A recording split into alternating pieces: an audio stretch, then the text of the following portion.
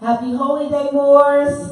Happy Holy Day. And welcome to the House of Reawakening Minds. We're so glad that you have decided to be here with us tonight, and we're excited because of our special guest. But before I get into that, let me give you our introduction.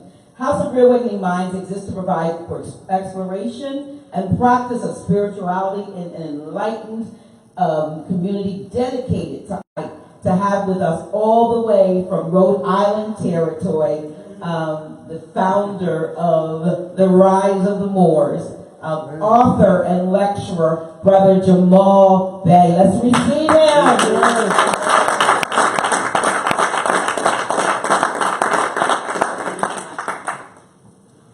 Thank you very much. Welcome to the Rise of the Moors, for the Rise of the Moors people. Welcome to the House of the Ram. For the Rise of the Moors people, follow the House of Ram on Facebook. If it wasn't for this place, I wouldn't be where I am right now, because I probably wouldn't have had direct, unadulterated access to this information, because everything's all codified, hidden, and people want to maintain positions of so-called power. So thank the House of Ram. So we give a round of applause for the House of Ram. Thank you. So, as usual, the things we read at every meeting, caveat emptor, not about only men are Moors, right? Moors are men, upright, independent, and fearless, who care for their loved ones and follow the prophet to a destiny which is not uncertain nor unknown. They are fortified by the impregnable doctrine built upon love, truth, peace, freedom, and justice. It is therefore folly at its greatest height for smelly culprits with insidious plans to invade such a realm. They try, but their own bad planning brings down wrath upon their heads, like the soul of Democles had. Intrigue and scurrilous cunning find a difficult path to travel within the ranks of the Moors. This is so because the Moorish movement has been well planned by Prophet Noble Ali, whose latent powers are abundant, unknown, and we can call into action as a matter of defense at any moment. Prophet Noble Ali knows the people within his ranks who are interested. They are the vanguard of the movement as the Moorish hordes increase here in America. All of the Moors are active, not passive. A member's interest can only be in one direction, and having traveled all the roads years before, the prophet knows where every member is along the road. A few feet below is another road where schemers work, where traders grin, and culprits bask in the sun. They think they're on the same road with true Moors, but the Moors are high above on the pinnacle, where they might view the destructionists as they fall for the last time, and their bones bleach in the sultry midday sun. Hungry scavengers flying high, catch scent, devouring you, crying out, caveat,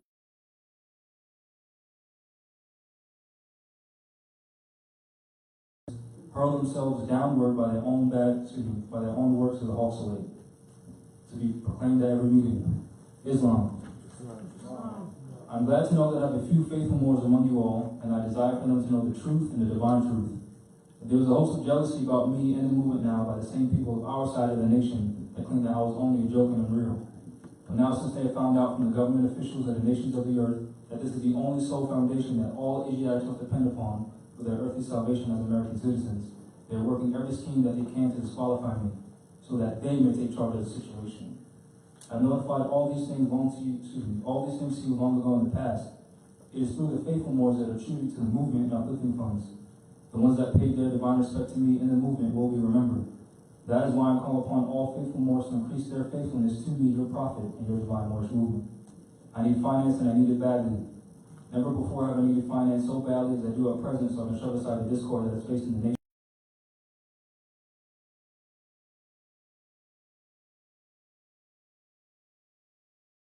My works which I performed in the past few years, Prophet Noble Ali. To the members of the Moorish Science Temple of America, this is the instructions from your prophet, Noble Ali. Be faithful unto your forefathers' divine and national creed, that we be blessed for your good deeds that you sow in the flesh. Allah is the one that judges the world, and his judgment is on now, but the weak can comprehend it not. The end of time is drawing near, so says Allah to his divine prophet, Noble Ali. That's why many hearts have been turned to stone, many have eyes to see but cannot see, ears to hear but cannot hear, these two will be confounded of their sins. These are trying hours now, dear Moors, and every evil spirit is moving. They are trying every weak mind to overthrow and drag out the true foundation that has been laid to cause confusion in the minds of the ones that do believe. This is directed towards the people that would like make an hour video about me. instead of focusing on truth. They'd rather talk about me instead of the truth. So remember, when you hear that, the foundation of this movement is the minds of our people. Because just like it says in the Bible, my people perish by the day for the lack of knowledge. Since we don't know that we have birthrights, every time these Europeans try to foreclose on one of our houses, we just leave. Because we don't know. We don't know how to defend ourselves, we don't know the law, we don't know what to say to these people, so we just leave. Or we get a European attorney who we already know these people grew up. Ask any person, any conscious more, any sleep more, anyone, they all say, yeah, these people grew up. But then we pay them. So again, the foundation of this movement is the minds of our people. Meaning teach them something, anything. You know what I'm saying? Anything you know, teach them. Excuse me. But if you have the true love of Allah and the spirit of your forefathers, you fear not what you hear or see, but will sacrifice the utmost of your very life to protect, your movement and your prophet. Watch your enemies, dear Moors. Your enemies are the ones that speak against your prophet and ridicule him to the very lowest, and the ones that speak against your divine and natural principles of your temples. Act accordingly, and Allah will bless you for your good work. Peace, noble Jahmal Bey. This is the last one. Prophet warns all Muslims. I hereby inform all members that they must end all radical speeches while at work, in their homes, or in the streets. On the streets. We are for peace and not destruction. Stop flashing your cards at Europeans that causes confusion. Remember, your card is for your salvation. Failure to obey these orders will be a severe consequence. We are for love, truth, peace, freedom, and justice. And when these principles are violated, justice must then take its course. Any member or group of members who hold malicious feelings towards the temple of the prophet or violate the divine covenant of the Moorish movement will receive the reward from Allah for their unjust deeds. All true Moors will and must obey the law as laid down to them by their prophet. If they lose confidence in their prophet, they should turn in their carding button, cease wearing their turban and fez, and return to the state where I, the prophet, found you. This is a holy and divine movement founded by the prophet, noble Jahmal Bey. If the prophet is not right, the temple is not right. The prophet, therefore, is sending out the divine plea to all Moorish Americans that to do their part in protecting their prophet and the temple. This is an everlasting movement founded by the prophet, noble Jahmal Bey, through the will of Allah, to redeem his people from their sinful ways. Peace, noble Jahmal Bey. And since this last part was about ID cards not flashing at Europeans, that does not mean you can't use it. Because I use mine to board a plane from so-called Providence to so-called Florida, and you'll see it has my free national name on it. And since we're talking about diversity, we basically need to know that when the prophet called us a nation, he meant it. So if you want to pass this around. And that's from the ID that I got from RB Bey. So for people like, well, does RB Bey do their nationality cards work? Well, first of all, a card doesn't do anything. Everything's based on status, which is your mental competence. So as you're passing that around, don't think that just because you say you're more that these Europeans are going to respect anything, because they'll challenge you.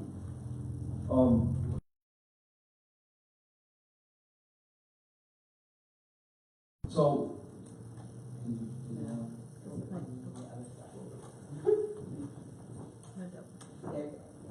nice and dark. Don't go to sleep. That's the prophet, by the way, if you don't know. This is, sorry, see. Brother Jahmal. Yes. I just want to remind them, if anybody has any questions, don't feel shy. Yes, definitely ask me anything and everything. So this is from the United States Code, Title 18, subsection 1028, related to nationality cards and identification. All right, let's go down to D, number 3. Right here. If y'all can see that. Let me get close to the board, not to the wall. It says, the term identification document means a document made or issued by the authority of the United States, a state,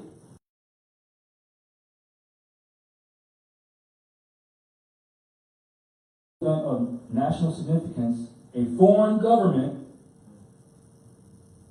Now, why am I stopping there? That's a big deal. Because we're foreign to them. And they're foreign to us on our end. Exactly. So within their own codes, they recognize IDs issued by foreign nations, which that's us, even though they're on our homeland. Tracking? So I just wanted to show you that it's there. Can you turn the light back on, please? Because when I tried to board the plane from so-called Providence, it was a nice woman, European lady. She said, "Oh, I've never seen this ID before." only seen Indian IDs. So she basically pulled me to the side, called whoever she needed to call to make sure I wasn't on the no-fly list, and she said I couldn't be on my phone at the time because they were going to ask me for landmarks and stuff like that. And the person she was on the phone with said, ask him why he doesn't have a valid ID. So I said, this is a valid ID. You tracking? Most people would have said, well, oh, I don't know. Because like the prophet said, the nationality card is going to change in your pocket. Your nationality card is not you. You're you. The card doesn't do anything. You know what I'm saying? That's diversity. We have the right to self-determination. That's diversity. And again, when you're dealing with the active state doctrine, every sovereign state recognizes the sovereignty of every other sovereign state. So they can't not accept RIDs. Except if you say, well, I don't know. And then you pull up a so-called state ID from one of these corporations. You know what I'm saying? Any questions on that? No. No? Yeah, I'm embarrassed. There you go. I'm embarrassed because I keep pulling up the state ID. Wait for the mic. Oh, I get so embarrassed pulling up the state ID. all the time. Now, which state ID? What's the state? Commercial driver license. You know.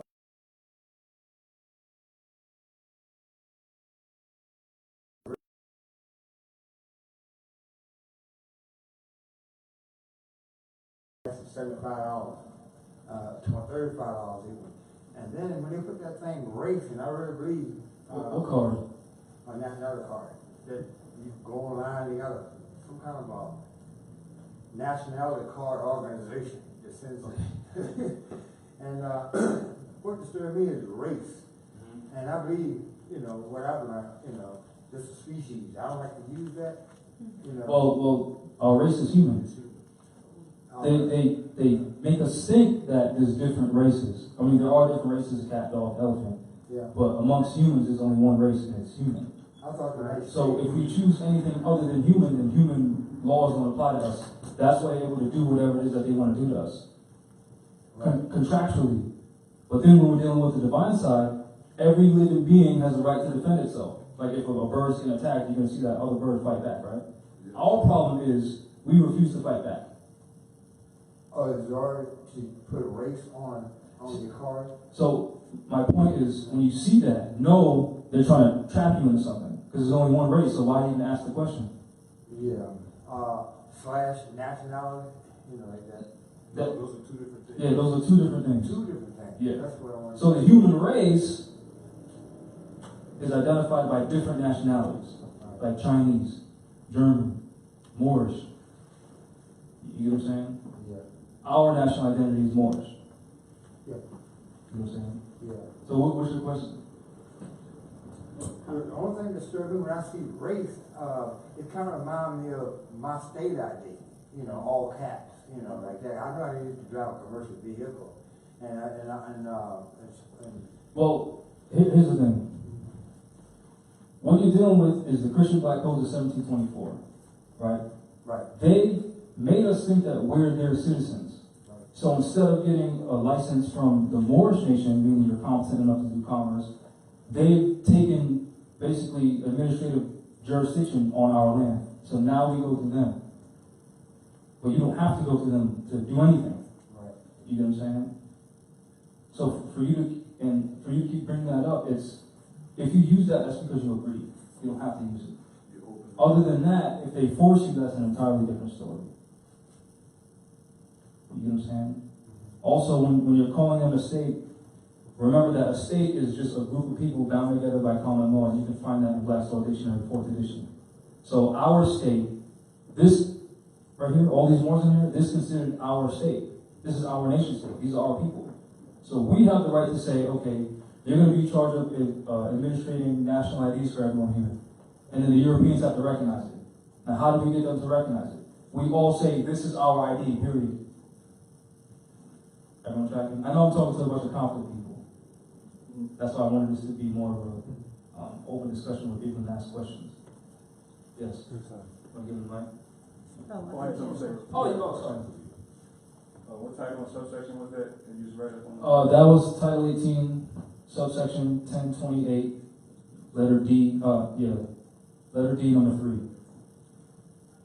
And it doesn't just have to be a nationality card. You need any piece of paper with your name on Another thing I want to add on to what the brother was just speaking about, when he said, my ID, what you want to say is, that's their ID, so don't say mine, because that's possessive. Anything dealing with any corporate, social security, birth certificate, anything like that, don't never say it's yours, because you'll set the contract, basically saying, like, you're obligated to it. Yeah, so remember when you're dealing with the straw name, the CUSIC number, the social security number, that's based on the Excessive QV Act of 1580 and 1666, where once they defeated our people, they said, we're going to administrate this land for their benefit. But they're using the social and that straw name to extract energy from us through fiat, which they control. You know what I'm saying? So that's why they're forcing us to do certain things, so they have access to our, basically, energy pool. Yes. Okay, some online comment and questions online. The 1 day advance notice you'll be traveling using your nationality card. Yes, you can do that too. I don't know what E-Verify is. Does anyone know what that is? You do? You give this brother the mic, and then, yeah, him, and then you had a question, No, right? you straight, right? It was him. No, but No, he's gonna answer what E-Verify is, and then we'll give him the mic. It's on. All right, E-Verify is basically when you accept the contract online and you use the mouse to sign whatever document that they ask you to sign, basically accepting that contract, whatever they present to you. So that's all it is? For the most part. You got to address there, either you sign it or you don't.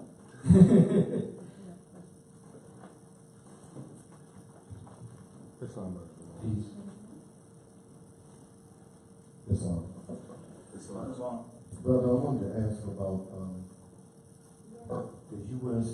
state citizen passport. Can we Amarats actually make use of it, or Why would we need to do that if we could just make our own? That's dealing with national sovereignty. Every other nation uses their own passports. So for us to keep going to them for anything, that keeps them in that position of authority. Because then we have to go to them to ask them for anything. And the prophet said himself, a beggar people will never be able to rise to the highest degree of spirituality because we keep begging for everything. So instead of focusing, and I'm not saying you personally, I'm just saying us in general, instead of focusing on their anything, let's focus on our something. So if the Moors want, passports, get with the Moorish American consulate, because that's what consulate is supposed to be dealing with. it's on? And one more question about the United Postal Union. Mm-hmm. Can you expound on any of that? Any specific questions? I like to deal with. No. Are you asking like what is their duty to us? Or, Yes. Yeah. How about that one? Yes. You want to answer that?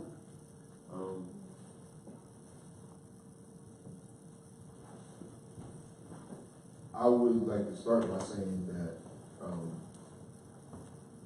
I'm definitely not one who has been deemed worthy to say that I'm adept when it comes to studying more science, but I'm just a studious person. And as far as us understanding that we are the true Americans and the contract laws that are in place with the United States Postal Service and as well as the United States Postal Union, because there is a difference, stands that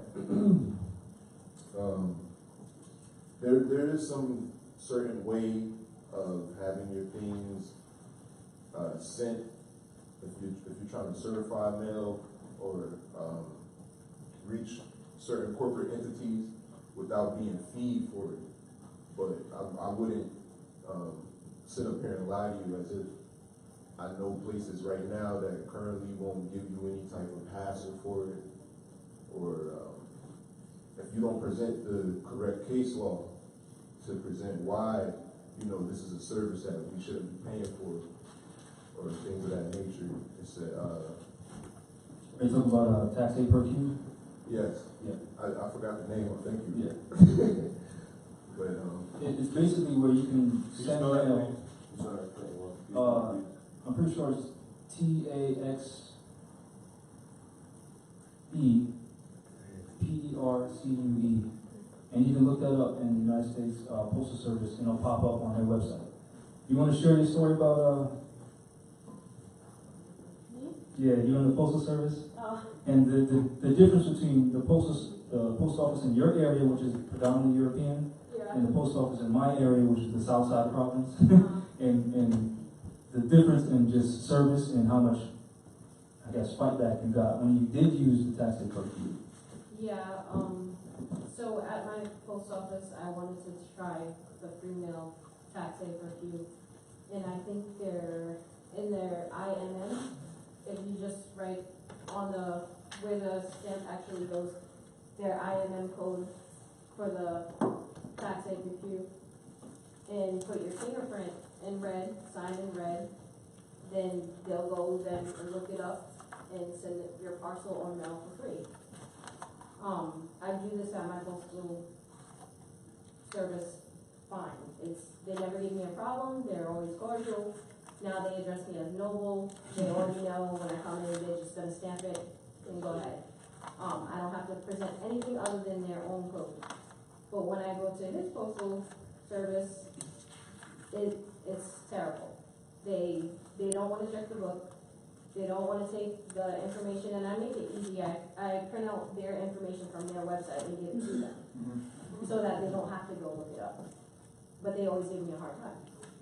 So it's a difference of neighborhood. So our people normally call that racism. It's not racism. It's systematic genocide. So when you study the Federal Reserve Act of 1913 and 1933, and United States Code Title 12, subsection 411, they basically tell you that everything is paid for, especially Title 12, subsection 411.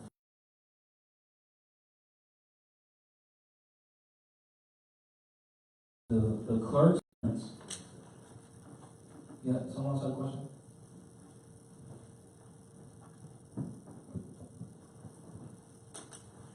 I had a question, and then I had a statement or something that experienced somewhat similar to what the sister said, and then a spark from what you said about the people knowing as higher ups and then not training people for it, like directly, and it don't even be super high levels of people you're not going to see. I predominantly was raised in the territory that they call Chester. So when I go in Pennsylvania, or the corporate area dominated, it's called Pennsylvania, and I shop at places to get food, I know that it's illegal to tax food at any level. So, like I said, I'm not, like the brother said, one of the most efficient brothers at all. I do read in my time when I study. I'm studious and I study. So I know my card, it has my tax identification number on there. So when I'm in the store, I have it with my brother. One of my brothers, he didn't, quote unquote, in the know at all. We don't live together, but I love him the same. He was with me, and we went to the store, and this is fast food Wendy's, and I was like, well, I'm not trying to do it to show him, but I'm like, you're about to see something happen, you know? So in Pennsylvania, the tax is, when you're shopping in that Pennsylvania, is a 6-cent tax for every $1. I kindly told the lady, hey, can you please get your manager, please? I made my purchase, she went and got the manager. When the manager came to the counter, I said, hey, sir, there's a mistake here. There's a tax on my food. I was like, but here's my card. He kindly said, oh, excuse me, to the young lady that was at the home register. She stepped to the side, he hit a button or two. It was obviously already a setting in the register. It came up, the tax was removed. On my receipt, it said tax exempt on the receipt. Just like that. And my brother was off. He couldn't believe it. So we went to another store later on that day. The same thing happened at a store that was, now, I don't want to be disrespectful. I don't know their nationality, but what we appear to see is quote-unquote Chinese or Korean store in the nature Chinese food. The same thing happened. I asked the woman at the counter, you know, there was a mistake there. There's a tax on my food. Showed her the card. She called the man back from the back of the store, their kitchen. He came to register. It was removed. So it was obviously from, like I said, quote unquote, one girl who identified as black wasn't trained on the register, but she's there all day, rings up every day. But the manager, quote unquote Caucasian, comes right up or European and knew immediately what it was and didn't ask me no questions, no resistance at all. And the neighborhood I was in isn't Chester. It was right outside of it, which is called Brookhaven, which is more dominated by Europeans. It was not no resistance at all. Now the store I went to was a Chinese store that wasn't a hood in Chester. No resistance whatsoever at all. Now, of course, I'm thinking wherever they are, they know our nationality as well. So it was just something to say like, it's going.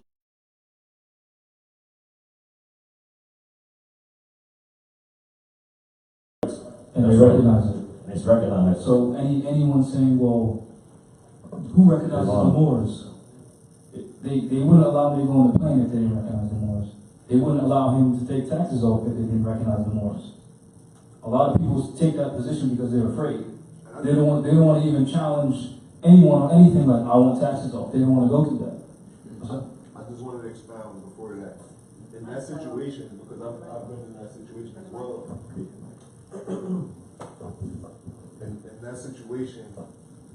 In that situation, you don't necessarily need to hand the person your card, like how Jahmal was talking about. I showed them. Oh, okay. Well, even if shown, it's great for us to be verbatim with this, because as soon as we seem iffy, or as soon as we seem like we're fragile with this information, sometimes some bullies or colonizers can run over that, and they use the influence of the crowd that might be in the realm of where you are to influence for your rights to be disrespected. So you know what I mean. So just be more conscious of like how the prophet taught us, flashing your cards and all that stuff. Thankfully, though, the European was aware, and things went smoothly. But Just a comment. I'm sure the prophet meant don't flash the cards like arrogantly. Like, oh, look what I got. Because that's not what this is about. This is about saving our people on multiple levels. This goes so deep, the issue of diversity. It affects housing, travel, commerce, tax. Literally anything, any problem that our people bring up, more science has a solution for. And I challenge anyone to bring up any issue. And if I can't answer it, I'm pretty sure I know someone who can, or I can find an answer.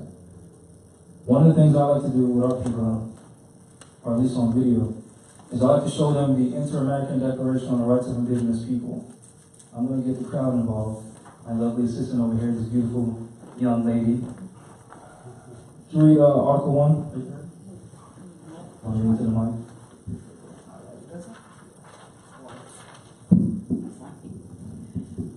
Okay. In this declaration, indigenous people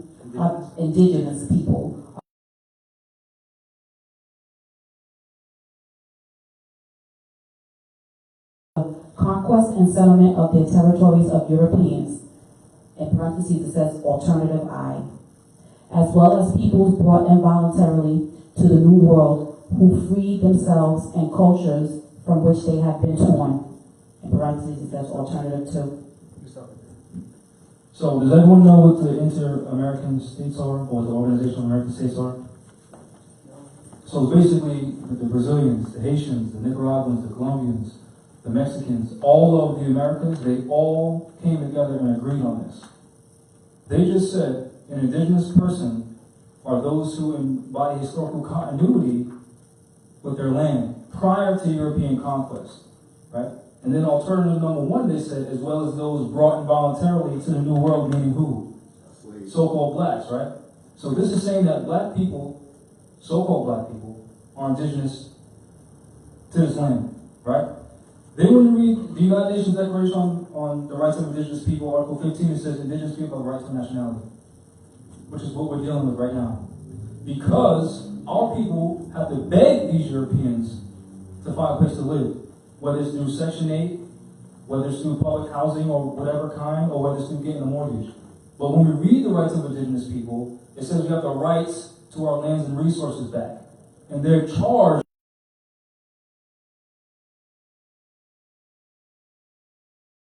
We can't do it by ourselves. We're not supposed to be doing it by ourselves. That's reparations.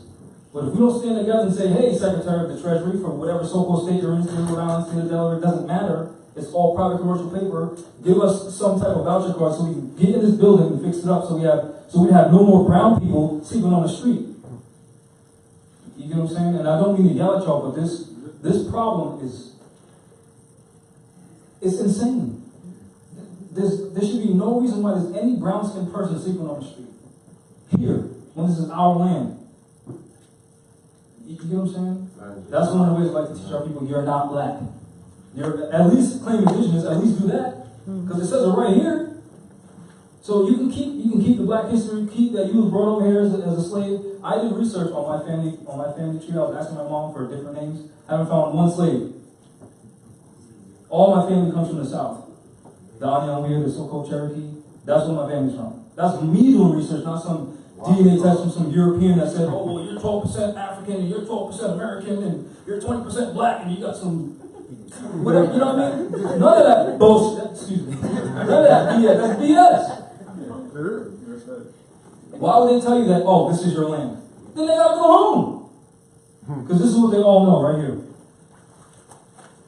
This document was taken from the Recorder of Deeds from the City of Providence. This is Gina Raimondo, who's the governor of Rhode Island, her mortgage discharge for $1. You just look at that nice house. Yeah, and look up her address on Google. 525 Elm Grove, ELMGROVE Avenue, Providence, Rhode Island. Look how beautiful this house is. She paid $1 for it. Meanwhile, our people get into $200,000 mortgages that they can never pay off, and then the European comes to foreclose on the house anyway. So now our people, right, working paycheck to paycheck to pay off this mortgage, so now their children have to go where? To some daycare center operated by Europeans? Who's going to keep us in this situation of us being stupid so that they can just do this on our land?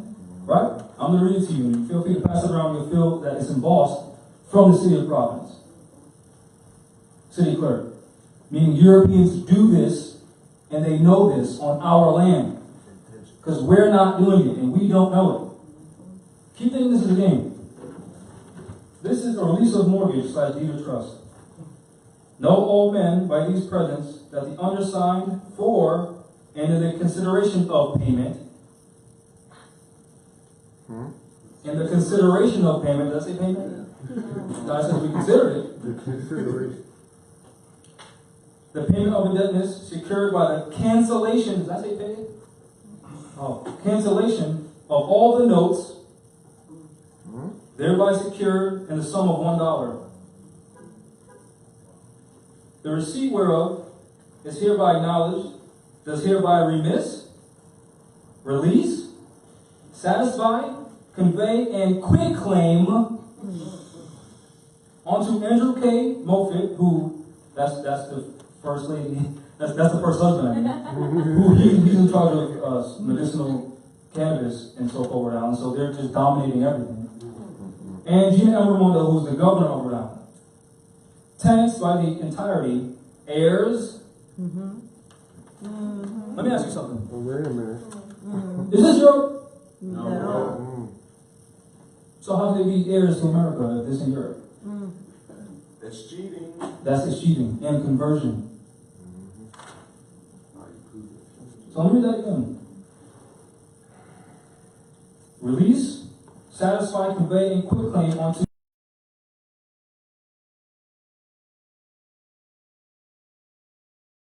legal representatives, successors, and or assignees, and assigns all right, title, interest, claim, or demand whatsoever it may have acquired through or by a certain mortgage / deed of trust bearing the date February 18, 2009, and filed for the record in the land records of the Township of Providence City and Providence County, State of Rhode Island, as instrument number. So if you're in so-called Providence, Rhode Island, go to the City Hall in Providence, Recorder of Deeds.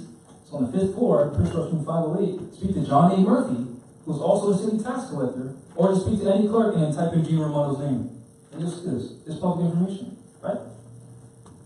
So, instrument number 00004334 in book number 9344 at page number 163 on February 23rd, 2009.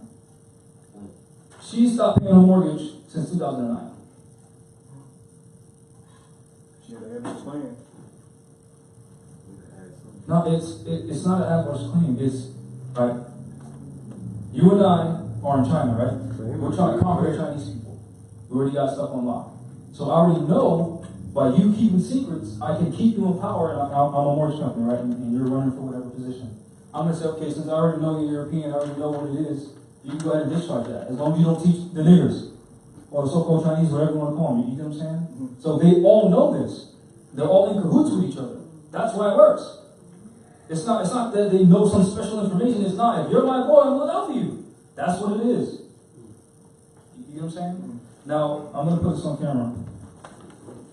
And you can see where it was embossed by them. So here's the front. And I'm going to pass it around in the room, too. Yeah. I just want to say, being that the brother pointed out that, he did this with this specific property, I've done this in New Jersey. No, this is the governor of Rhode Island who did this. This is a European who did this. No, I get what you're saying, Okay. but I'm saying as well that you can do this from what I've been experiencing anywhere. You know what I mean? You can look up these records anywhere.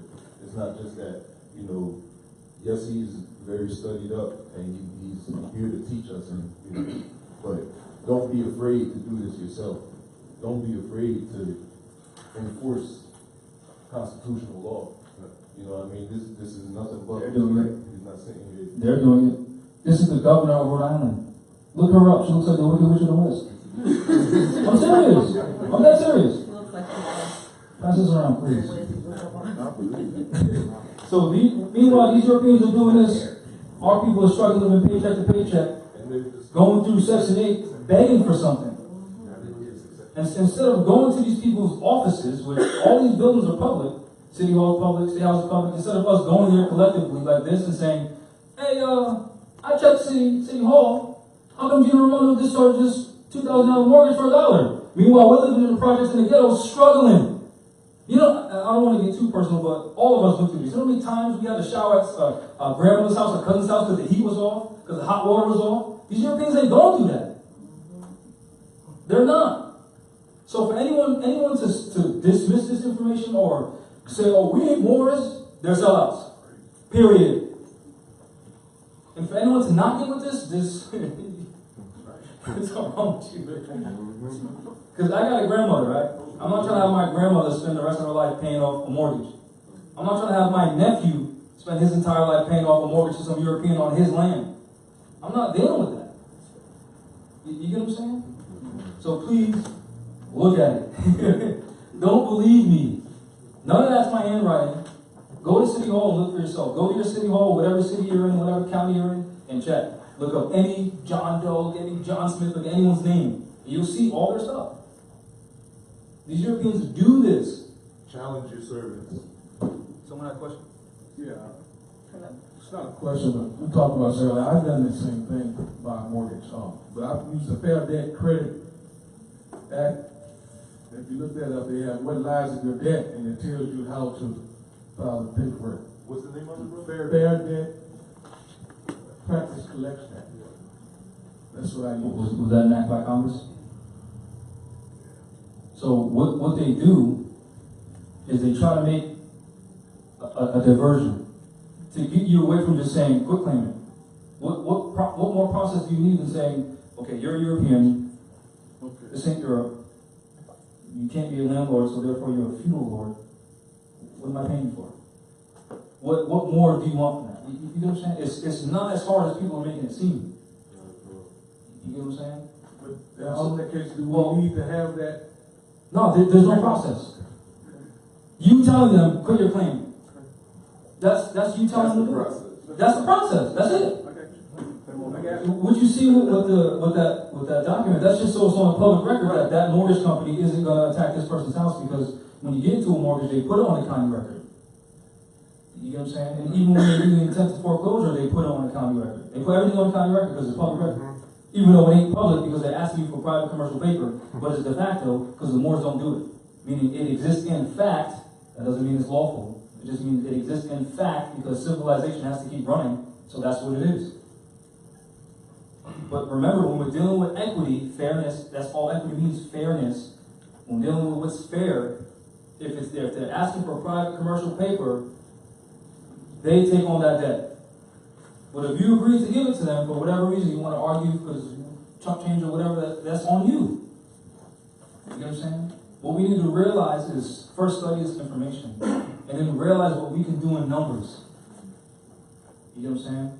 Because I'm not sure if any of you watched some of my videos, but in the municipal city of Pawtucket, the Pawtucket police kicked in a Moore's door. They said, "Oh, who called the police?" They didn't know how to get down.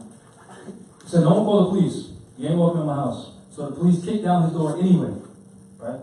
So what the Moor did was he went to City Hall amongst these city officials and asked in an intelligent tone, give me $500 back.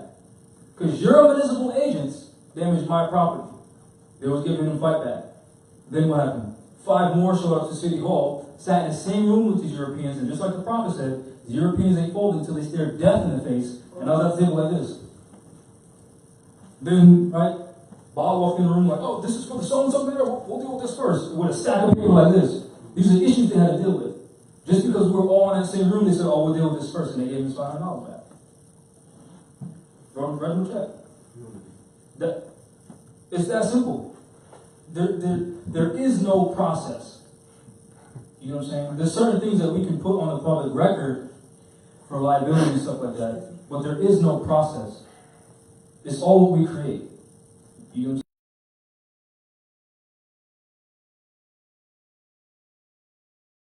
I'm saying? Well, I'm listening to what you're saying, and what if you had a situation where, there's an originally you had a deed, someone did an adverse conveyance on you.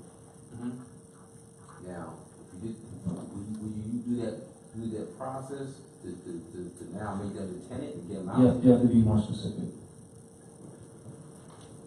Okay. You know what adverse conveyance is, right? Yeah. Meaning someone came and rewrote the deed as if it was theirs, but it's not. That's fraud. Right, exactly. So, before you continue, what is a deed? What is a deed? I don't know. A deed is an action. Okay. So when you file a deed of trust, deed means someone engaged in a trust. You know what I'm saying? So you can't write. I actually kind of know how to do that.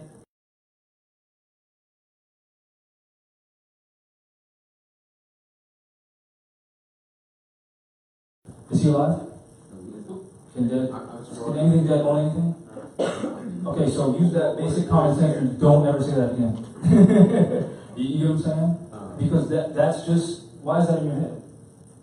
And I'm asking you, but I'm not asking you. We have to use common sense. Can a dead person own something? Oh, so, you know what I'm saying? That's conversion again. They trying to say it's the heirs. The heirs have to. Who the heirs? Name them. Who's the they telling you this? The officials, city officials. Who? The clerk's office. So name the heirs. You gotta address them. If they're saying the heirs own it, who the heirs? And then ask them for chain of title. You know what chain of title is?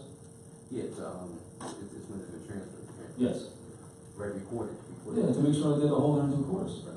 Because last time I checked, they ain't no little titles around here. It's all deed of trust. So if they can't prove that they own anything, then they don't own it. Ready to be cleaned up. A chain of title or a title is basically a receipt. Right. This is mine. You know what I'm saying? So if they don't have that, then it ain't theirs. And if they ain't Asiatic, then it ain't theirs. Because last time I checked, this is America, right? Morocco, not Europe, not England, not New England. This is America. So they're all feudal lords, period. Feud, like family feud, their claim to be argued. And I'm not trying to do that to make it, I'm trying to keep it as simple as possible. People know what family feud is. They argue on the show, feud, fight their claim. By you just being there, that's fighting their claim. Now, when I claim the 9.8 acres of land, I plan to farm on it and stuff like that, because agriculture is important, because our people get everything from these Europeans. So it's like, okay, if I just farm and sell vegetables for like $1 a pound, I can run all these people out of business and feed our people. Then 5 Europeans called, so what they did was they blocked off the public from getting access to the water. So other people were complaining, not just me. So an Asiatic came down, took off the sign that said state property, because the state is the people. So if it belonged to the people, it wouldn't be blocked off because the people didn't say that, right? So he took off the sign. They thought it was me. And the next day I was going to dig the pond, and 5 Europeans were on the other side of the fence. Right? They called in state police. It was an Asiatic, so-called Dominican. So again, our people doing it. I was digging the pond. He threatened to tase me because I didn't stop. I was like, yo, this is my land. He was saying, well, they're saying it's theirs. I'm like, did they prove it? He said, well, no, but if you don't leave, I'm going to tase you. You know what I'm saying? And I'm not trying to put fear into you. I'm trying to say, if we do this together, they can't stop us in City Hall. And it don't got to be violent. Hey, Europeans, we're going to be over here. Go ahead and tell the chief of police to not bother us. It's that simple. I got a question now. Yes. Okay, this is like barriers. I just wanted to ask, when you did claim the land, did you put on notice the 8 locations of government as well? I put on notice the feudal lords who claimed ownership, the Secretary of State, because she's in charge with all the historical records, all records, and the county. And I got it stamped by the Secretary of State. It's at my house.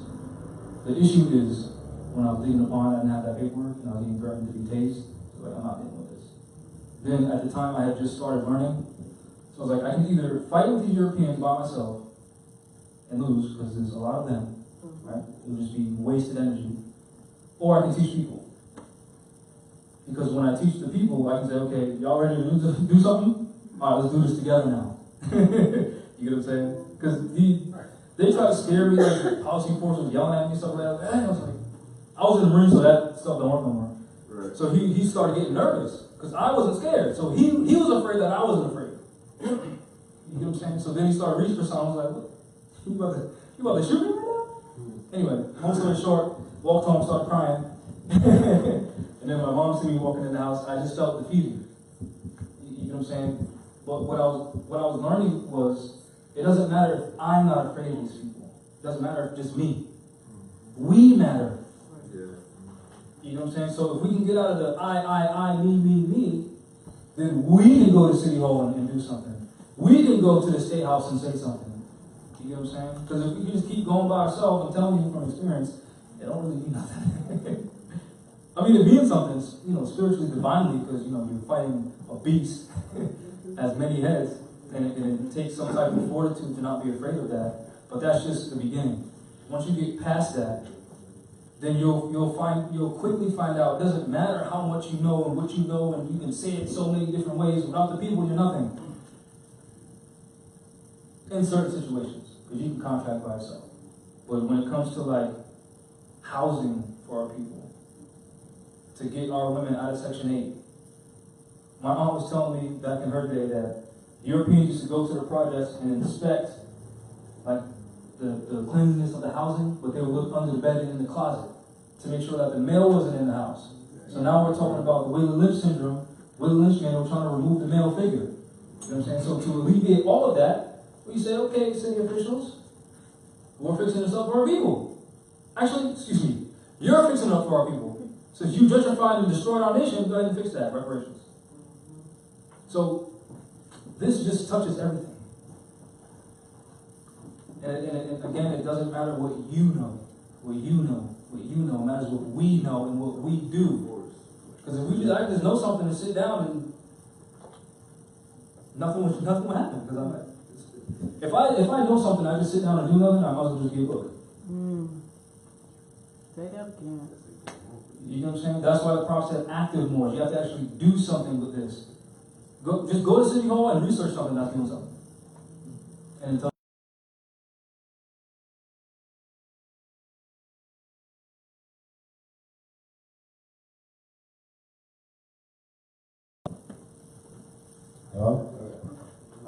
Well, thanks for being you.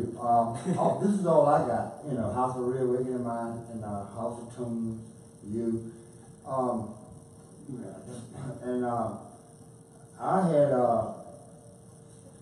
got handcuffed, and then when I got to the jail, they put the plastic on the handcuff and pinned me to the wall just to take my feds off, put it in a brown bag. A year and a half went by, a year and 10 days went by, and as the court date, after the court date, a year and a half. So now I kept writing on the paper sign here for the next court date, diversity. I learned it through y'all, diversity. So then I got to the point where I said, okay, counsel of court,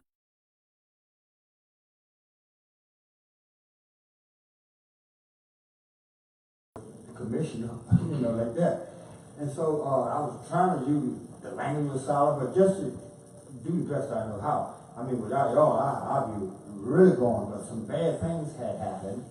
2013, they took my car. I had a car for forever. I put 15,000 in it, put a brand new engine, brand new trans. I owed $25. And this is an out-of-state tag in North Carolina. I actually had already paid the ticket and I proved it with the receipt from the bank. So where's my car? You see, like that. This is 2013. Now, 2015, I've been in my house 41 years, and all of a sudden now, which thanks to you all again, income tax. Give me $27,000. You know, so now I'm not sure. I guess that'd be a foreclosure next. And it is kind of put this together, you know. In other words, I believe it, you know, and I know the answer, but you know, it's the forms like a pervert suit and adverse claims, you know, unsanctioned policy. I do understand it, but you know, just not enough people that associate. Like you said, a group can't do it by yourself. And but if it had been for y'all, I'd really be messed out. I guess. So you know. Well, you have to take credit too. Yeah. In front of the house with the commercial plates on it, they ticketed it every day. And again, my mother's right here. See if I'm lying, right? I put private Morse plates on my car. They stopped ticketing it. Mom, am I lying? Yeah. Then I came to the house around. Was like super excited. I was like, look what I did. Private plates. She took pictures, posted it, got a couple thousand views. A week later, policy enforcers pulled me over. Now also my cousin's here, and she'll tell you I was traveling with these private plates for about 3 months in front of policy enforcers, right? I went to your brother's baby shower. Was it baby shower? Yeah, it was a baby shower. Yeah, baby shower. Traveling in front of policy enforcers, no problem. Right? All of a sudden I come here, You got some views. give them some credit, like I studied what they said, it works. Now here the Inquisition comes. Now when you read the Rex 84 plan, it says that it fires situations at people. So they pulled me over. And you see the videos on my YouTube, I don't hide anything because there's nothing to hide, right? They pulled me over, I showed them my nationality card, and then nothing's happening. Because they had no jurisdiction. Then you see the policy enforcer, her name is Trisha Marcarcio. Trisha Marcarcio is her name, European.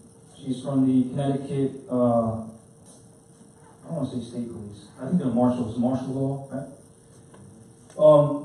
She basically takes the VIN number and then they figure out that it's registered. I didn't register it. When I thought I was buying my car, which ain't mine, Christian Black Codes of 1724, Article 22, right? It says black skin on anything. They registered it with the state. So they had jurisdiction over their car and they took their car. I was just in it.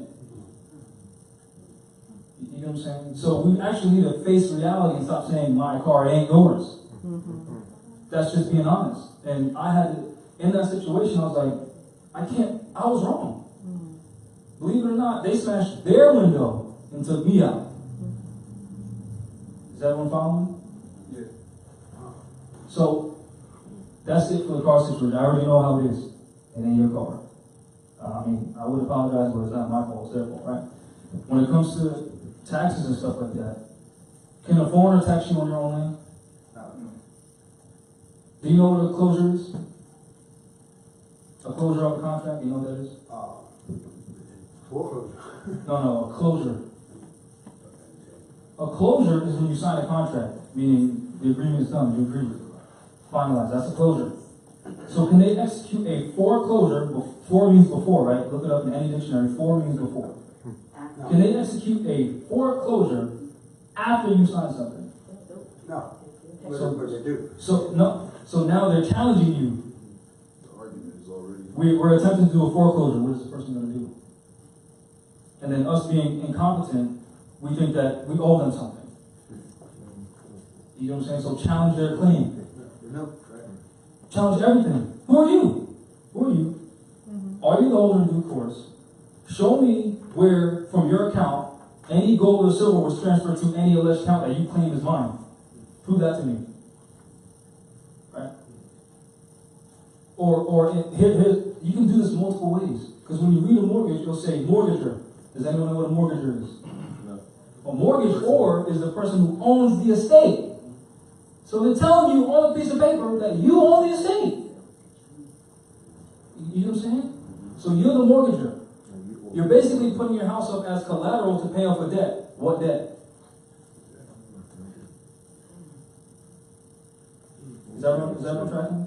So if you and I play poker and we bet $5,000 and I can't pay that $5,000, I can put a mortgage on my shoes and say these are worth $5,000. So now, right? So now there's a lien on this. So now, if I don't pay you the $5,000 over the course of however many months, you get my shoes as collateral. That's a mortgage.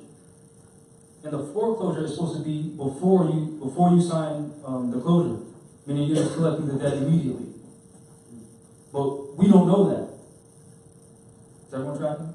I don't want to go over anyone's head because this is very important. If we don't get this, we're basically going to be stuck in the same 400-year situation that hasn't added 1 year every year. You following? Every year you hear people say, we've been doing this for 400 years. You can't be mad. What's up? I just wanted to say, because you're very great at explaining that we need to challenge this, but what I want to say to us as a collective is we need to get more into the habit of challenging it with publicizing our voice as far as sending in affidavits, you know. Just speaking on my behalf, I've challenged my, territorial place of where I live numerous times, and getting better at it now. But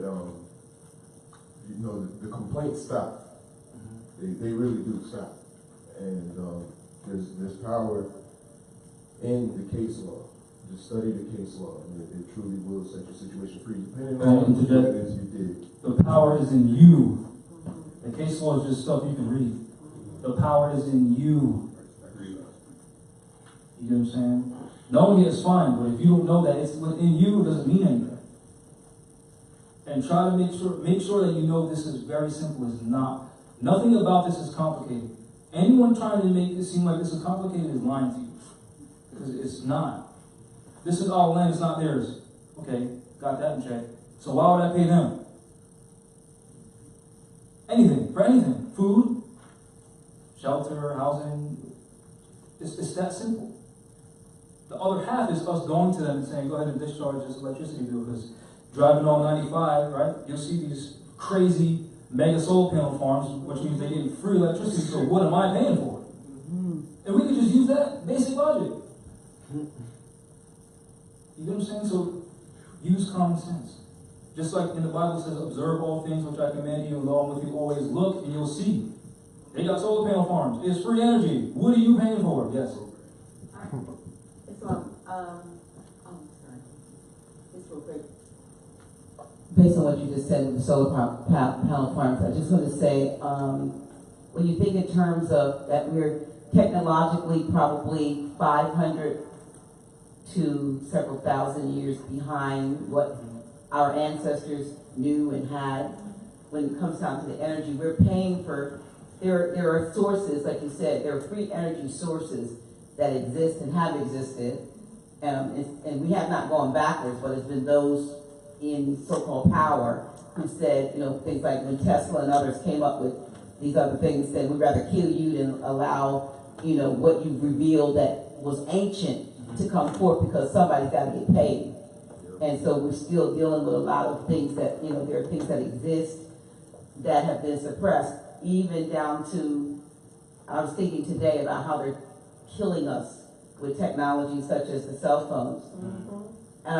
When our pineal glands have been so calcified, that was the ancient technology. We could communicate one to another without having to pick up something. Or it could have been through, like I said, the drum or some type of sound or rhythmic, communication. We've been put behind the 8 ball and thrust into the darker of dark ages, and we think we're technologically advanced. So I'd like to just comment on, you brought up how someone needs to get paid. That's a diversionary argument. The payment isn't real. No, I don't think they have to, but that's what they want to. Yes, but that's what they tell us. Yeah. But it's they, controlling your life, controlling all of our lives. That's what it's about. Because they can print as much as they want. You know what I'm saying? It's just paper. That's just a medium of exchange that they're accepting. It doesn't. It could have been rocks. It's still, I'm not paying you crap. But it's very point. Because we can communicate. We can communicate with body language, facial expressions. When I was in Japan, I didn't speak a lick of Japanese, and I knew what they were saying somehow. And I didn't know how I knew. I just knew. That's within each and every one of us. Any other questions? Want to give it a mic? The more we can make this an open discussion, the better. So I have a question. Ron had said 8 locations of importance. What were the 8 locations and what are their importance? Was my first question. Well, you want to say that? My bad. Okay, thanks. Okay, so it's not any specific order, but Homeland Security, the Department of Interior, Department of State, United States District Court, United States Justice Department, United States Department of Treasury, the Provost or the Marshal, and then the United Nations. Those were the 8 locations I was referring to earlier. It's not limited to those locations. Because you can send it to the Organization of American States too if you want. You can understand? And the more research you do, the more you say, okay, I can tell all these people. And then you'll find out quickly, okay, the solution is having more Moors. Or more competent Moors, I should say. Because we're everywhere, it's just not a lot of us are competent. Someone else have a question? Yes. I just have a statement, and I think we'll wait for the mic. Islam. Peace. Islam. It's just a statement that I would like to make. I think that Moors that are becoming conscious, such as myself, new to the culture and to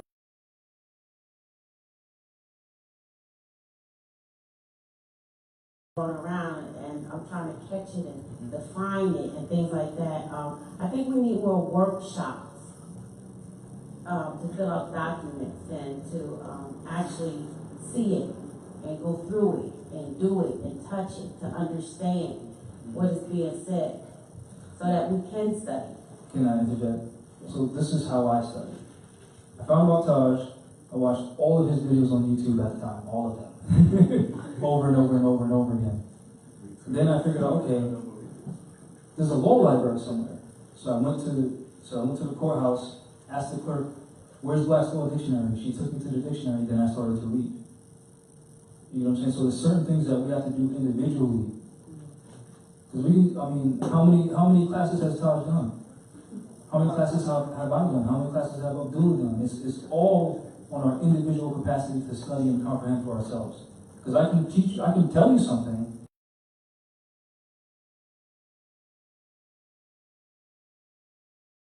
So if you study on your own and teach yourself, that's the best way to go. So if I say something like quitclaim, you don't know what it means, just, okay, he said the word quitclaim, and then go look it up. You know what I'm saying? It's fine. And I'm not dismissing what you're saying at all, because we should study together, at least within our families. But you save yourself, period. Yes.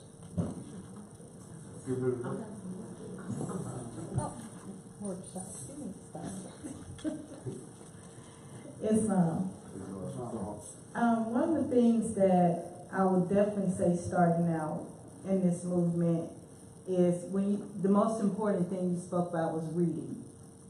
And even though you can open a book, you see the words, you can read them, but there's a lot of hidden messages in the word. So I've found that learning etymology is the #1 key to your reading and your comprehension. And if you do not understand that, everything you're reading can be still in its wrong form. Because and now when you go and you open up your Black's Law Dictionary, or you're looking at something, you say, wait a minute, this looks a little colored.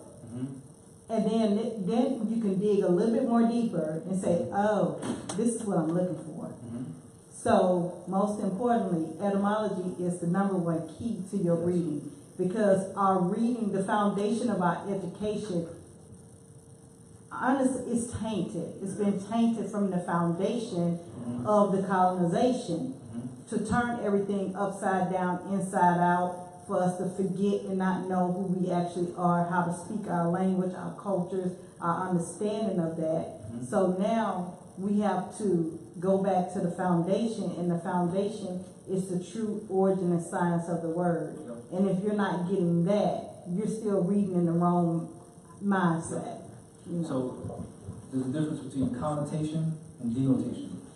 Connotation is what a word can imply. Denotation is the true definition of a word. So I can say, I feel at home here. I'm using the word home connotatively because this is not a home. This is a room. It's the house. You get what I'm saying? So if we're reading something, as an example, the word want means to lack. So if you're trying to say, oh man, I want a better woman in my life, or I want a better man in my life, you're not actually calling on it, you're just making a statement. I lack a better man in my life, or I lack a better woman in my life. Instead of saying, I desire. You know what I'm saying? And this sounds simple, but once you learn this principle, you start reading documents, you'll see how they're just screwing people. Right. And the law of attraction is real.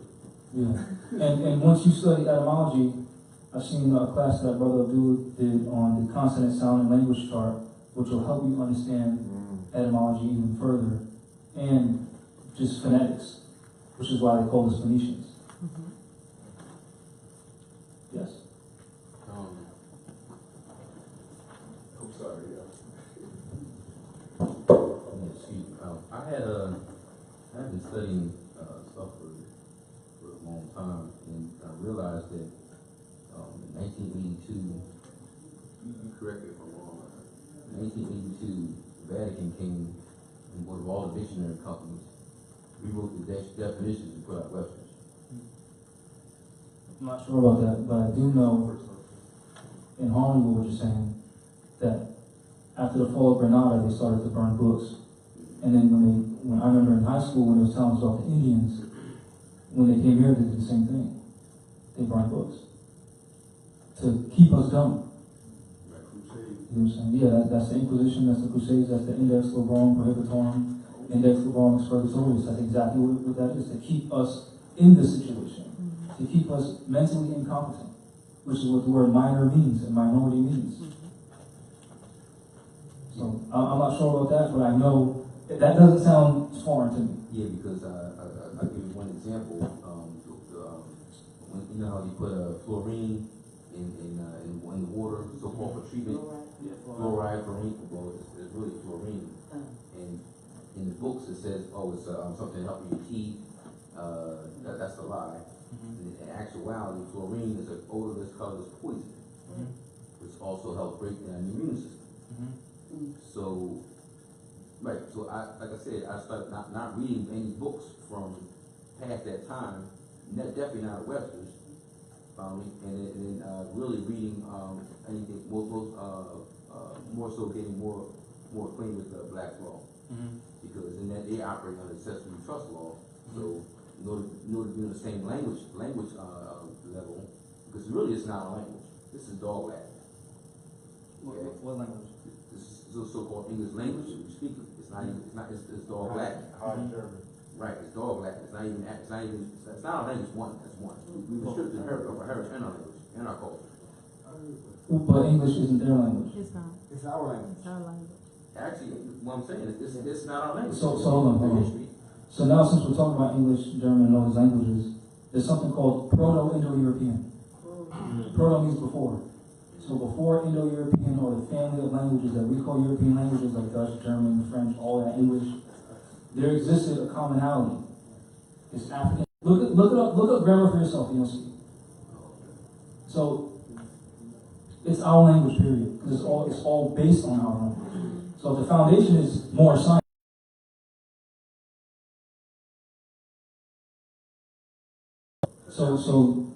Huh? Foundation. Yes.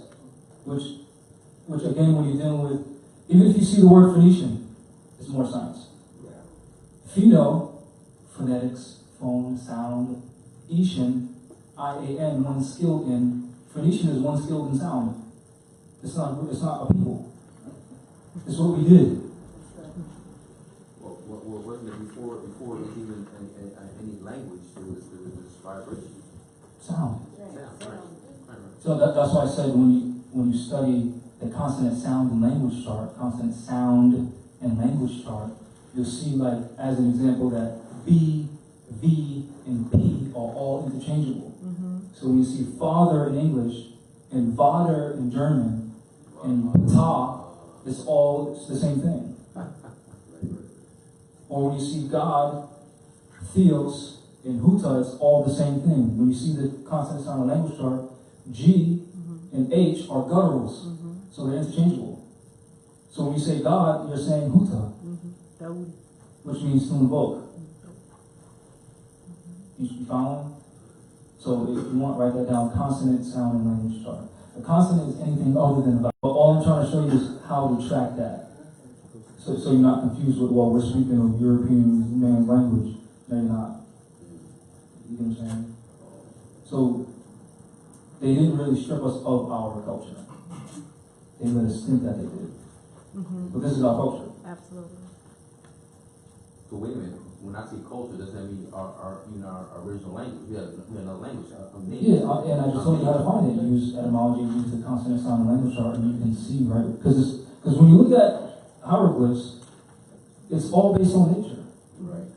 So a word is just a way to put a thought in your head.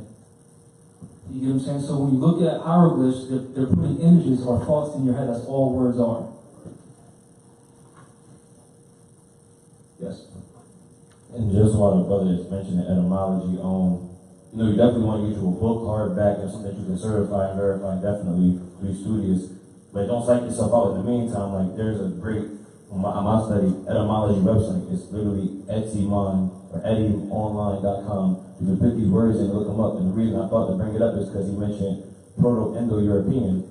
And, Todd, to tell us when you're reading something, if you don't know what it is, you go and you look it up. So how some words you read, quote unquote, maybe example Webster's dictionary, it might say this word is a noun. So when you look at etymology up, it says the root or origin of the word and where it comes from, whether that be a land, dialect, or people. So what I've seen is, like you said, it's a commonality. A lot of words say it'll say PIE as an abbreviation, meaning Proto-Indo-European. So you can see a lot of these words and you can break down a lot of just common words, and it's a good exercise for your mind, so you can see a lot of the things you're saying versus what you think it means or what it originally means. And like I said, you don't have to look online, okay, I'm gonna get etymology dictionary. Originally, I used to do this like myself, like, I'm gonna get one, I'm gonna get the hardback, I'm gonna get the best black law thing I can find, everything like that. And you look it up and see the price, and it's like, alright, later, I'm gonna get to that though, But then you're hitting off every word you think about. In the meantime, like I said, you can get your black law dictionary that costs $200, come to the class on Tide, you pay $10, get you a flash drive, overall you pay $13, download the digital black law dictionary, 7 versions. You can't get you an etymology dictionary that's hardback. Go on the free etymology website, pick every word you want to look up. You know what I'm saying? Don't psych yourself out. You can do it. Like you said, do you want to be home and study? Do you want to save yourself? You know what I'm saying? I got it for it. Say the website again? The website is ETYM online, ONLINE.com. So again, ETYM ONLINE.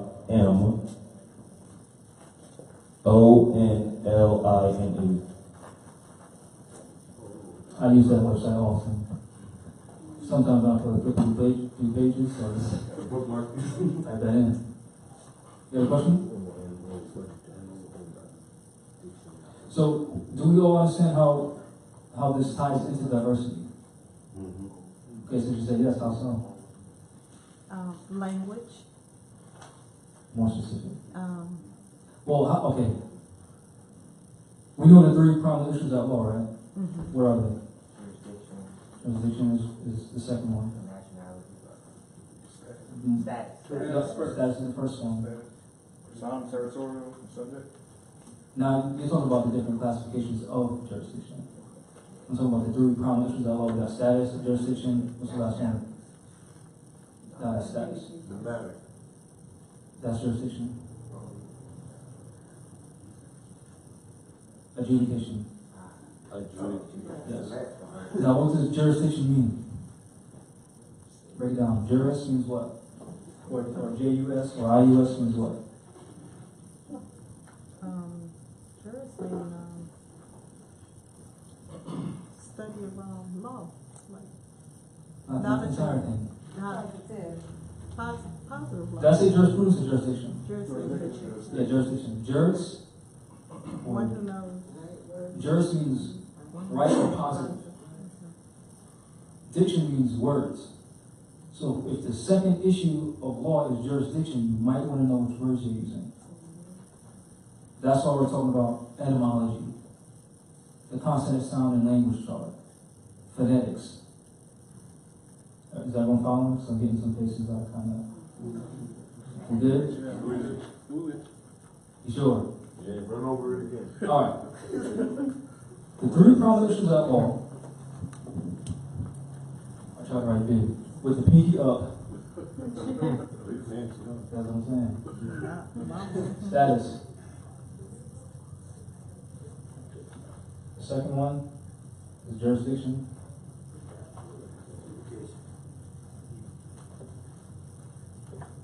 / venue. And the third one is adjudication. What's the title? Three prominent issues at law, or three prominent issues at law. Now, when you read Westlaw Dictionary 4th edition, you read the definition of nationality, it'll say it determines one's political status. When you read the definition of political in Westlaw Dictionary 4th edition, it'll say pertaining to rights, the enforcement of rights, etc. Then when you read status, it'll say your standing state and your condition as it relates to the rest of the community, meaning your mental competence. So if you don't know your nationality, chances are you're mentally incompetent. You know what I'm saying? But it's not just knowing your nationality, it's knowing which laws apply to you and which don't. And knowing which language to use. As an example, you see a lot of these Indians saying, we have our own tribal court. What does tribe mean?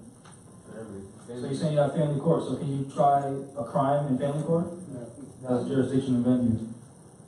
That's the importance of language. You know what I'm saying? Yes. Which is dealing with diversity. Keep that in mind. Don't ever think that we're not talking about diversity. So, while you mentioned the Indians and you mentioned that, again with that, I mean, fresh off the etymology thing, like I said, words look up. As I commented to words like indigenous, and I was really studying Aboriginal, things like that, and I'm like, oh, indigenous, and I look up Indian. Okay, Taj, okay, no, we're not Indian. Okay, cool. So I was looking at things like native, like, oh, why do they say Native American? The native actually means to be a subject of somebody else. No, native is Latin, it means to be born. Oh, really? Yes, from NACIS. I think, right? Nativity. Yep. So, when they say Native American, they're actually saying the ones who are born as Americans. Yeah, born in America. But there's a difference between Aboriginal and Native American. Do we know what Aboriginal is? Meaning,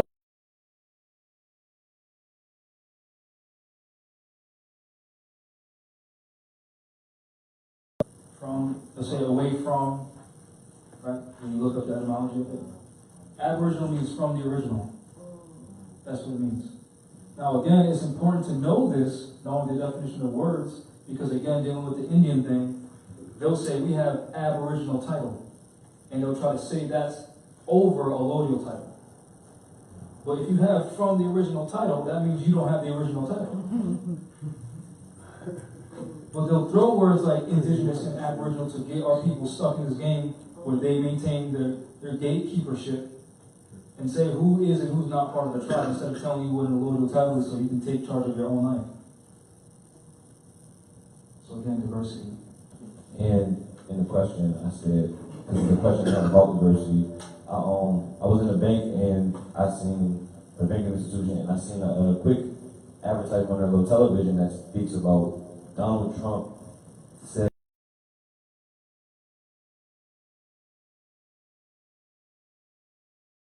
Trump is saying that in 2020 everyone will need at least 2 federal or state or federal approved IDs in order to get on flights at all. And I know you started the conversation or the floor with that in the beginning. Yeah. So I'm just asking how does these things tie together? I'm pretty sure that it might.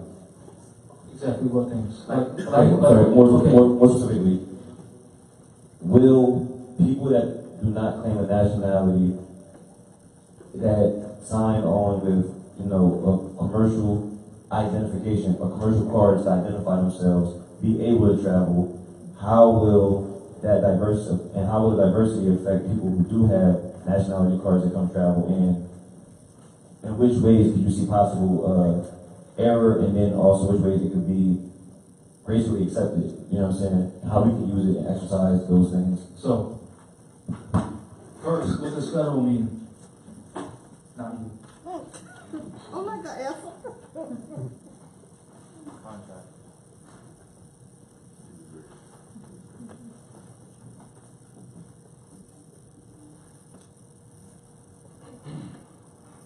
How many forms of contracts are there? Verbal, written, which is, you can say expressed or implied. They expressly said that nationality cards or identification documents issued by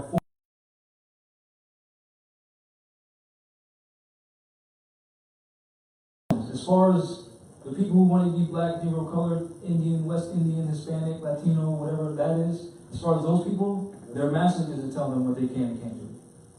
Because when you read the Christian Black Codes of 1724, it tells you that blacks, Negroes, Hispanics, colored, Indians, West Indians, they're all European property. That's why they say you can't own anything. Well, you can't come in here or get out. Us being nationals, you can't tell us what to do on our land. That's diversity. You know what I'm saying? So whatever they're doing with their people, their subjects, whatever, has nothing to do with us. That's the importance of diversity. And then when you read the Sons of Free Moors Act, it tells you the free Moors aren't going to be treated like the blacks because it's different jurisdiction. You tracking? Yeah. So they already admitted in their contract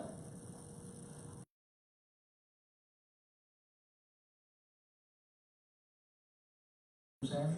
So keep that in mind. That was a great question. Any other questions? Yeah, is that Article 3, Section 2, and is that the William Johnson case, and is that Yes. the council court? Yes. Okay. What's up? Which one? Which part?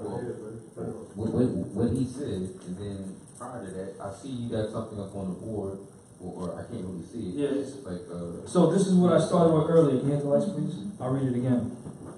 This is dealing with the so-called federal laws that the United States, these are their codes. Right?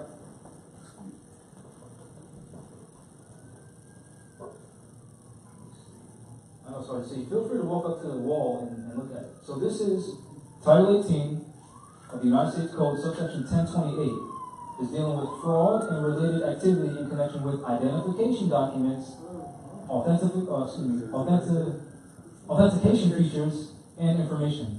When you scroll down to D, right, it says, let me get closer to the board. The term identification document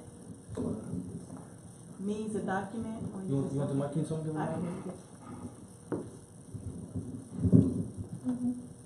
Okay. D3.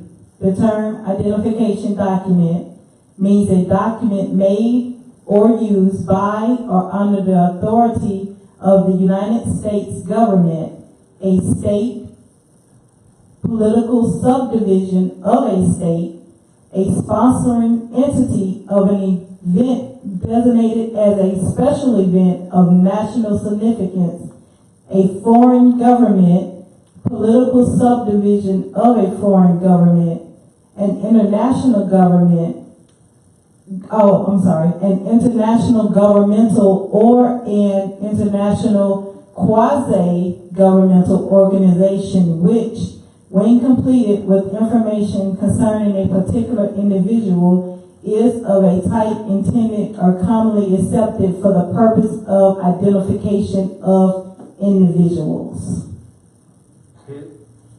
Moors. Your nationality card. Nationality. There you go. That's a mouthful right there.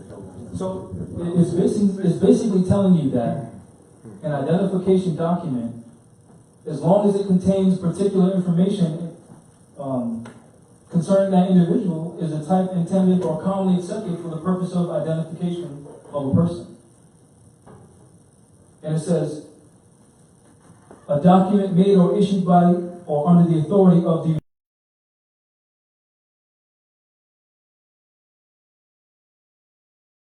specific? No, it's not. Any state. A political subdivision of a state, an entity of an event designated as a special event or national significance, a foreign government, which again, the Moorish nation is foreign to the United States. We all know this, right?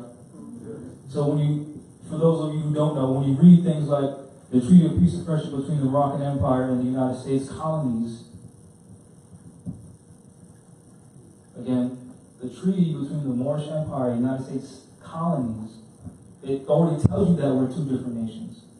Mm-hmm. The problem we're having is we've been taught that via the 14th Amendment, that granted us citizenship. But then when you read the 13th Amendment, Section 12, the original 13th Amendment, Section 12, it says that the descendants of Africans shall not be citizens. Why?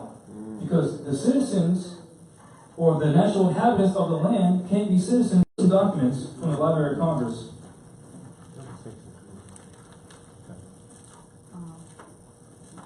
Yeah, 3B.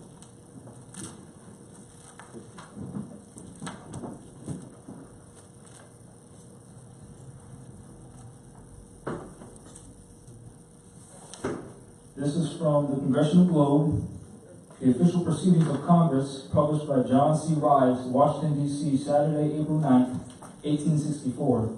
And you'll see that this is dealing with Article 3 of the Constitution, which they only show that there's two articles. Excuse me, Article 13 of the Constitution, which they only tell us there's two sections. There's 12 sections here.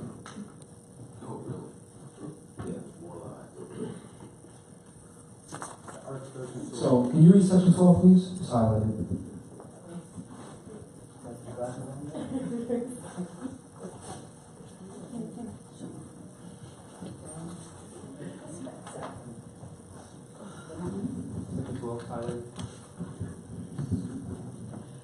The traffic in slaves with Africa is hereby forever prohibited on pain of death and of forfeiture of all the rights and property of persons engaged therein. And the descendants of Africans shall not be citizens. So again, that's diversity of citizenship. So since we can't be citizens of the United States or any state of the colonial union, they have to recognize our everything. And then again, there's a book called Amongst Themselves, Kings and Queens, which their so-called master would have to recognize. Now, if you get rid of the word slave, and you get rid of the word master, you can see that they're talking about the rights of indigenous people, where they're recognizing who we elect in certain positions. It's just they're coloring it, right, where no color means fake, false appearance, right? They're coloring it to make it seem like we're subservient. That's not what it is.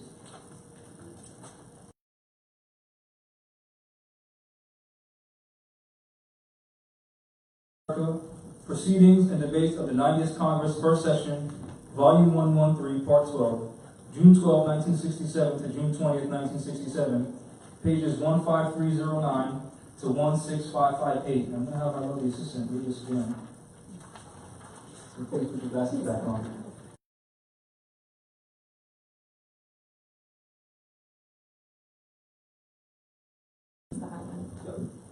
This is about the 14th Amendment, which they taught us that made us citizens. Because when you read Article 13, Section 12, right, it says descendants of Africans shall not be citizens. Then when you read, what's that guy? it Mississippi? The slave in Mississippi, the famous slave case? What's that called? Yeah, Dred Scott. Dred Scott also said blacks aren't citizens. Because we can't be. Now, please read the 14th Amendment. Mr. Rarick, Mr. Speaker, arrogantly ignoring clear-cut expressions in the Constitution of the United States, the declared intent of its drafters, notwithstanding all unelected federal judges, read out prohibitions of the Constitution of the United States by adopting the fuzzy haze of the 14th Amendment to legislate their personal ideas.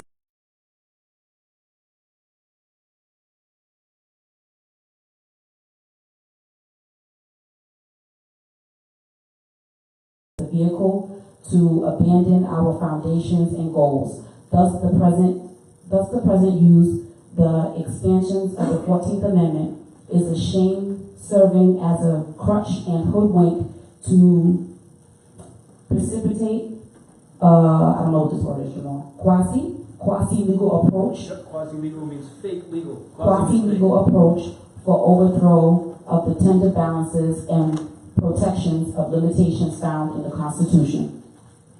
Mr. Speaker, I ask to include in the record following my remarks House Concurrent Resolution 208 of the Louisiana legislator urging the Congress to declare the 14th Amendment illegal, whereas the purported 14th Amendment to the United States Constitution was never lawfully adopted in accordance with the requirements of the United States Constitution because 11 states of the Union were deprived of their equal suffrage in the Senate in violation of Article V, when 11 southern states, including Louisiana, were excluded from deliberations and decisions in the adoption of the joint resolution. The 14th Amendment is unconstitutional. What's that word? Purported? Yeah. 14th Amendment to the United States Constitution is and should be held to the ineffective, invalid, null, void, and unconstitutional for the following reasons.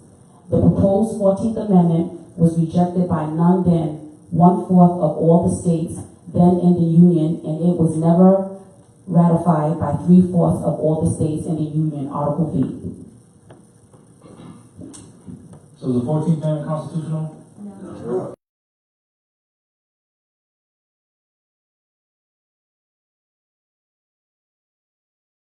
Wardship tenures as Christian property via the Christian Black Codes of 1724.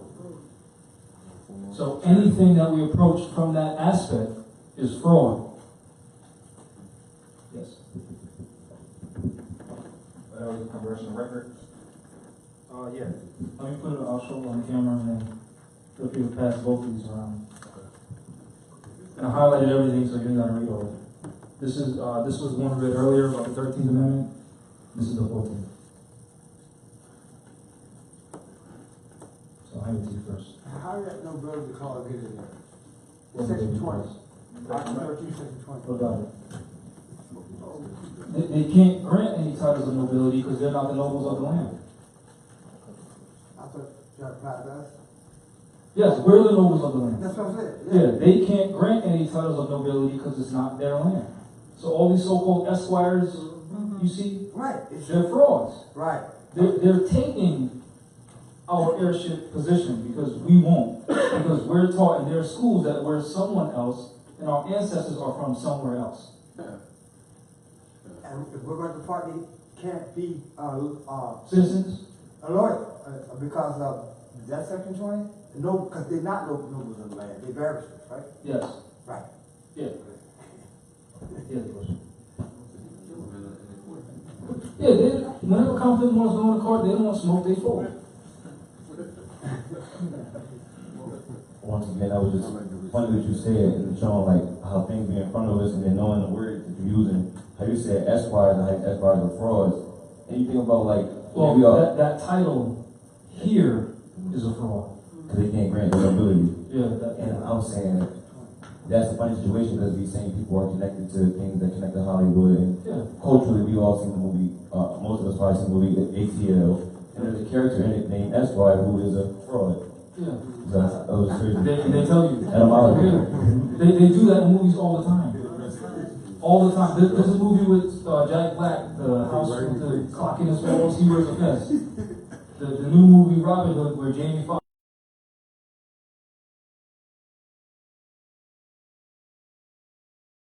fight against the corrupt European crown. Then when you look at the Knights Templar shield and you look at Brown University crest, it's the same thing. Then when you, in so-called Rhode Island, if you go to Brown University, right across the street, they'll say, John D. Rockefeller Library. Then when you read the quote from John D. Rockefeller's business agent in 1913, it says, we shall not try to teach these people anything. We shall not try to make these people into men of letters, politicians, statesmen, of whom we have ample supply. So they tell you everywhere. Again, if you go downtown Providence, there's a place called One Turks Plaza. They got a big Moorish head on it with a turban and a crescent moon. How come ain't no Indian if we're Indians? There's an Alhambra circle in a moorland street right before a Shriners Temple in Cranston in so-called Rhode Island. And they got this right on the statue. But it's a European area, so Asiatics don't. If you go on the other side of Broad Street, that's where all the Asiatics are, and it's the quality in the libraries alone is vastly different. There's 501c3 libraries on the south side of Prague. There's free William Hall, Everyone's Welcome Library in Cranston. Quality dictionaries. Yes. I had traveled to the territory of New York, and I took a visit to the building that has been registered, what we call federal homes. And outside of the building, there's this statue plaque of George Washington kneeling, and as if he's praying to something, you never know. But on the inside of the building, it was funny. It said what that plaque represented, and it said that the reason for that plaque is that George Washington was refusing the title of king or emperor, and was sworn in as the first president. Well, how can you refuse something that you would never have access to in the first place? So when you look at things like this, and if you go in the area, you'll see that they have really whitewashed the entire museum. They would show the so-called Indians are Europeans. It's really a joke. It's really a joke what they're making. They're making this huge joke to show that, yes, we're on your land, we conquered your land, now you figure out how to get it back. So, just to add in, we also have to stop calling them white. Oh yeah. You got Black's Law Dictionary, right? Can you read free white person? Yeah, sure. For everyone. You can come on stage too, show the camera the book. Because again, go to any courthouse and they have this book. Go to any attorney's office and they have this. Any so-called politician, they have this. You'll see pictures of me and someone running for mayor and another person running for city council, and we talk about this stuff freely. Freely. Remember we had a conversation about how all these politicians are corrupt? They all know this. All of them. All of them. All of them. All of them. Which edition? Jamal, Fourth edition. Yes? What to the part where they pre-pretors, Masonic for pretors, but they keep saying president? What's up with that? Well, I mean, that's the etymology. I know what's up right there. Yeah. I just don't pay too much attention to that. Okay. So can you read again? Free white person. Yeah, just start from there. Free white person. It includes all European Jews, more or less, in a mix. Now stop right there. What did I just say? All European Jews more or less intermixed. Meaning what? They have to be mixed to be considered white. Now mixed with what? Intermixed with people of Celtic, Scandinavian, Teutonic, Iberian, Latin, Greek, Slavic descent. It includes Magyars, Lapps, and Finns, and Basques? Basque and Albanians. It includes the mixed Latin, Celtic, Iberian, and Moorish inhabitants. Can you stop? Say that one more time. It includes the mixed Latin, Celtic, Iberian, and Moorish inhabitants of Spain and Portugal. The mixed Greek, Latin, Phoenician, and the North African inhabitants of Sicily. And the mixed Slav and Tartar inhabitants of South Russia. It does not mean Caucasian race. Say that one more time. It does not mean Caucasian race. What does not mean Caucasian race? Free white person. Oh. It said more, it said, read the first line again. Who is it? Jews, something like that? It includes what? All European Jews, what? It includes all European Jews more or less intermixed. More or less intermixed.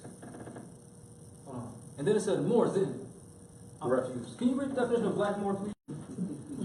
So does white mean skin tone? I'm starting to think it means something else. You get what I'm saying? And then what did we see a few months ago? This prince in Europe, right, had to marry this Asiatic queen who was mixed because they only get the royalty through the Moorish blood. That's why they promote that interracial stuff, because then they get through hereditaments land claims here through our blood, through her blood. You know, male don't really got the mitochondrial DNA like that. The females do. That's why they mix with our women. Not because, well, you know, they're open and they're open to it. No, they need the bloodline. That's how they maintain their status, basically. You get what I'm saying? So when we see things like that, they're not whitewashing it. They're just lying. Because white means purity, purity means God, God means rule of the land, and this is our land. They ain't white. Question? Yeah, I want to stay on point. Now, well, so everything is on point because this is all dealing with diversity. This is all dealing with our birthrights, and it just shows you how vast it goes. Because we can talk about a structured class and talk about the same things over and over, but if we don't make this a common discussion, it's going to go over a lot of people's heads. So never apologize. Okay, I was going back to about the ID. Yep. Now, I actually got it. I actually have it. What is that? This is a passport and the passport card. Mm-hmm. Now, how I did it was, I did it through, you heard of Moonshine? I don't drink moonshine. That was the site. That was the site. Right. That was the site. So I did it that way. I printed out everything, and I did it as a state national. A national of what state? Pennsylvania. I believe. Pennsylvania is not a nationality. No, I okay. So, no, listen to what you just said. What did you just call it? A state national? Well, let me give the wrong terminology. Well, what is it? I'm born in this land. Yes. Okay. I'm just asking, what is that? Well, what is that? This is And it says you're a state national? internally. What does that mean? In this system. All right. What does the word nation mean? Etymologically, we said it earlier. Or natural. Well, when you look up, I'll do this. So when you look up the word national, it'll say native or nativity, which is Latin meaning to be born. What is Pennsylvania? It's a municipality. Can you be born in a municipality, or can a municipality give you birth? No, it cannot. You get what I'm saying? So, and what I was about to say was, which I don't necessarily need to do it. If you just Google the United States codes on passports, it'll say they'll only issue passports to those who have allegiance to the United States. Look it up. Only those who pledge allegiance to the United States can get passports. So it doesn't matter what name free it doesn't. You're pledging allegiance to the United States. That's why you have that. Look it up. That wasn't my intention. I know. I'm sure it wasn't. I'm sure you were looking for the remedy, just like we all are. But this is the importance of knowing what words mean. Because if you knew what the word national meant, it means to be born. You can only be begotten from a woman. Correct. Not a municipality. Not a so-called state, because a state is a group of people. Ain't no group of people having babies. Only women have babies. You know what I'm saying? So again, diversity. Can't get nothing from them. I mean, you can legally, because you contracted for that. So basically, you tell me this means nothing. No, it means something, because they recognize it, but within their system, which is still under them. Our goal is to get from under them. So again, Moorish Consulate is supposed to be doing that. We need more people, part of just Moors, period. I'm not saying you have to be necessarily part of that. I'm just saying that's something that a consulate is supposed to handle. That's Article 3. Section 2. And Article 6 dealing with the treaties, which are dealing with consular affairs. Article 3, Section 2. Yeah, of the Constitution. Why would Eisenhower, in 1754, disregarded, phased out consular court, but yet they recognized it when I used it, and I was surprised. You know, I was shocked. I was still very proud. So now you're talking about an individual victory. Uh-huh. A lot of Moors have individual victories. Yeah. They got rid of council court, which is for all of us. That's all we got it back. No, yeah, we Brother Todd, yes, the grand sheep, we the grand master, and reestablished. everything, yeah. Yes, we And I'm reestablished proud the of y'all, Moorish. thanks, man. I needed that. We reestablished the Moorish consulate, but Yes. they try to remove the venue. That's why we reestablished it as a people, not asking someone to do it. We did it. Right. You know what I'm saying? That's diversity. Thanks to y'all, I won. Great. Not thanks to you, you won. Oh, I won. That's good conversation. It took a year and 10 days. Still won? Yeah, Any other still questions? Yes, yes. But the main question was, when I was asking you about this, was really, okay, after going through doing this here, does it actually change my status? What is status? Estate. Yes. In part. Status is your mental competence. So does that change your mental competence? No, it doesn't. There you go. No. Huh? I said, so it's a lie. Well, it is, but they recognize it because it's their lie. You get what I'm saying? Well, then I'm interested in the one that supersedes. That would be our allodial passports or our allodial nationality cards, because when you read the United Nations Declaration, nation is a state, recognizes the sovereignty of every other state, every other nation.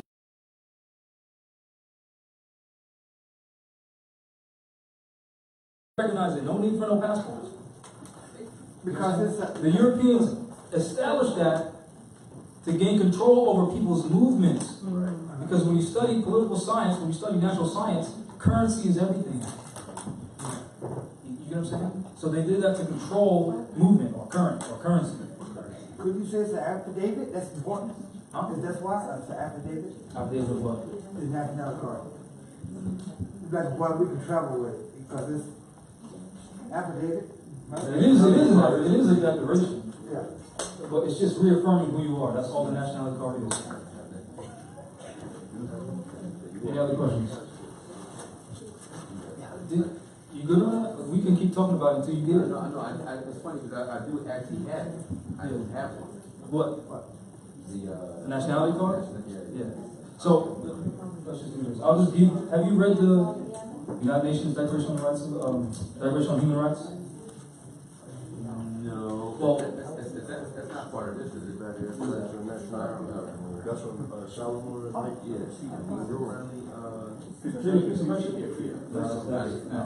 It's the United Nations Declaration on Human Rights. They'll tell you that we have the right. I'll just look it up real quick, just for the record, but also do study on this document on your own. And then you'll see the connection between the United Nations Declaration on Human Rights and the Constitution and the treaty. When you study them, you'll see that before the United Nations, we've been doing what the United Nations are doing. They ain't create nothing. This ain't no new, our people have been doing this. Which is how we were able to recognize the United States in the first place. Right? The United Nations Declaration on Human Rights. That's the reason why you keep saying United States instead of saying Turtle Islands. he's just referring. When I say United States, I'm talking about the United States Corporation Company. Oh, okay. Yeah. How's Joint Resolution 75? How that ties in? America, that's for sure. Let me find this article real quick. Article 13 of the UN Declaration on Human Rights, it states everyone has the right to freedom of movement and residence within the borders of each state. Everyone has the right to leave any country, including his own, and return to his own country. Where do you see passport there? Because then when you read stare decisis, which says a right which is free and open to all that is subject to a license or a tax. A passport is permission to pass a port. Permission is not a right.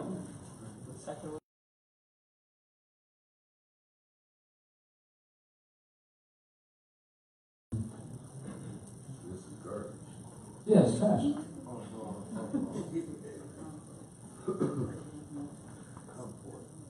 But that's just, they'll say things like state national, knowing people don't know what a national is.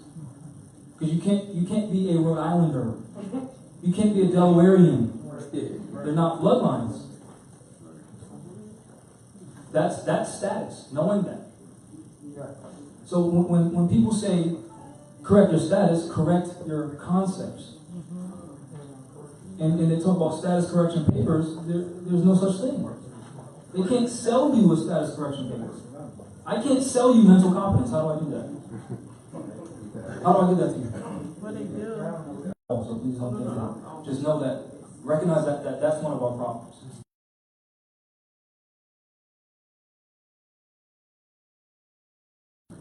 You know what I'm saying? What's Because status? What's the definition of status? you want to read it? One standing state condition has a right to let's read the rest of the community. Oh, you're white. That means you're white. Yeah, I'm not. Yeah.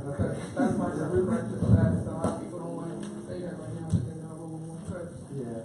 So it's,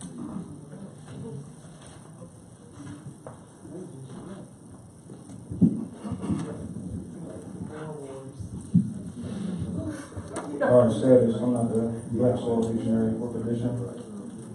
Status, standard state or condition. The legal relation of an individual to the rest of the community. The rights, duties, capacities, and incapacities which determine a person to a given class.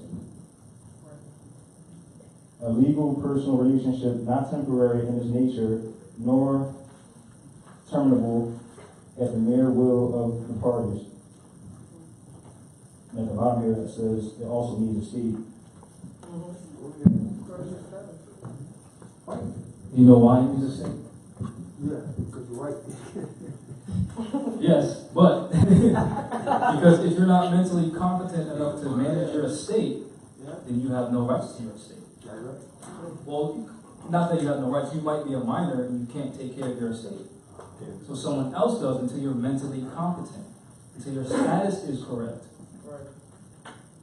You know what I'm saying? So therefore they keep us in that minority status or ignorant of just basic principles. And they're able to steal our state via probate or foreclosures. You know what I'm saying? Because if my mother gives me the house, right, but she gives it to a straw name, then Europeans have ownership over that via the Christian Black codes. So they can take it to probate and say, well, you can't get this house or whatever. Because that's their trust. That straw name is their trust. You get what I'm saying? My trust would be my mother said, I can get the house. That's a different trust. She entrusted me with the house. You know what I'm saying? Sure? So when things go to probate, it's to certify wills. If this is my sister, which she is, and my mother passes and she says, okay, she gets the house. I don't need a European to verify no will. That's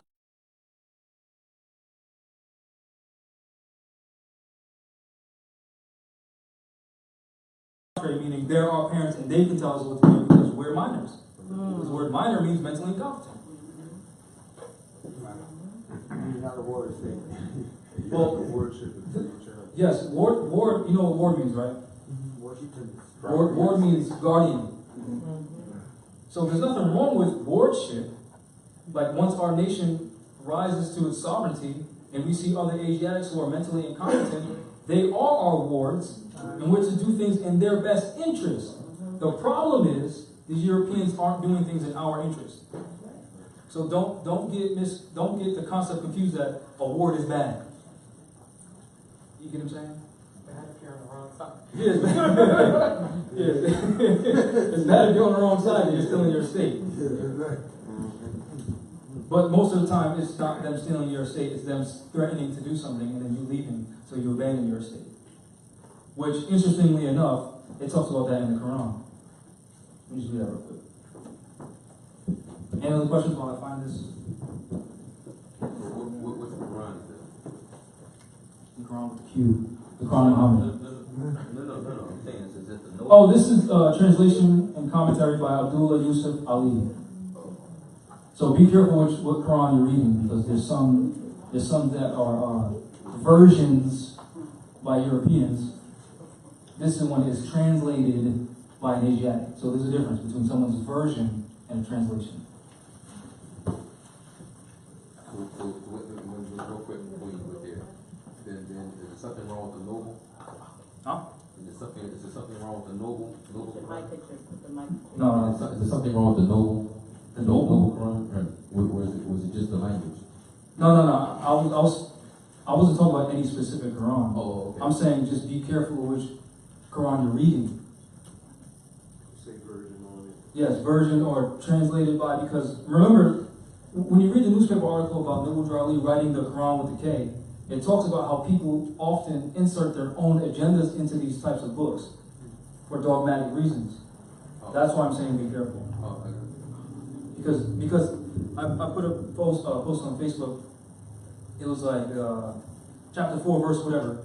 It said, men have power over women in one version. Then I went to this one, same chapter, same verse.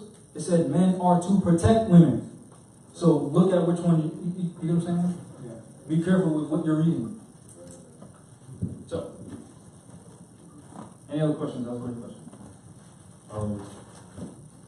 You could go into it after you read the verse, please. All right, cool. I would like to hear your embellishment of the difference between Muslim and Muslim. Same word, just a transliteration of the sound. Yeah, so Muslim limbs, Muslim, M-O-S-L-E-M, muscle, organ, skeletal system, limbs, electrical system, and magnesium. Magnesium is produced in the brain for the brain to function. So the only difference is your status or what you know they are. You know what I'm saying? Like, that's like saying, what's the difference between the moon and the sun? Well, they're both lights. So one's just during the day, one during the night. You know, different energies, but it's basically, principle is the same. So excuse me while I flip through the pages. Feel free to ask away while I do this.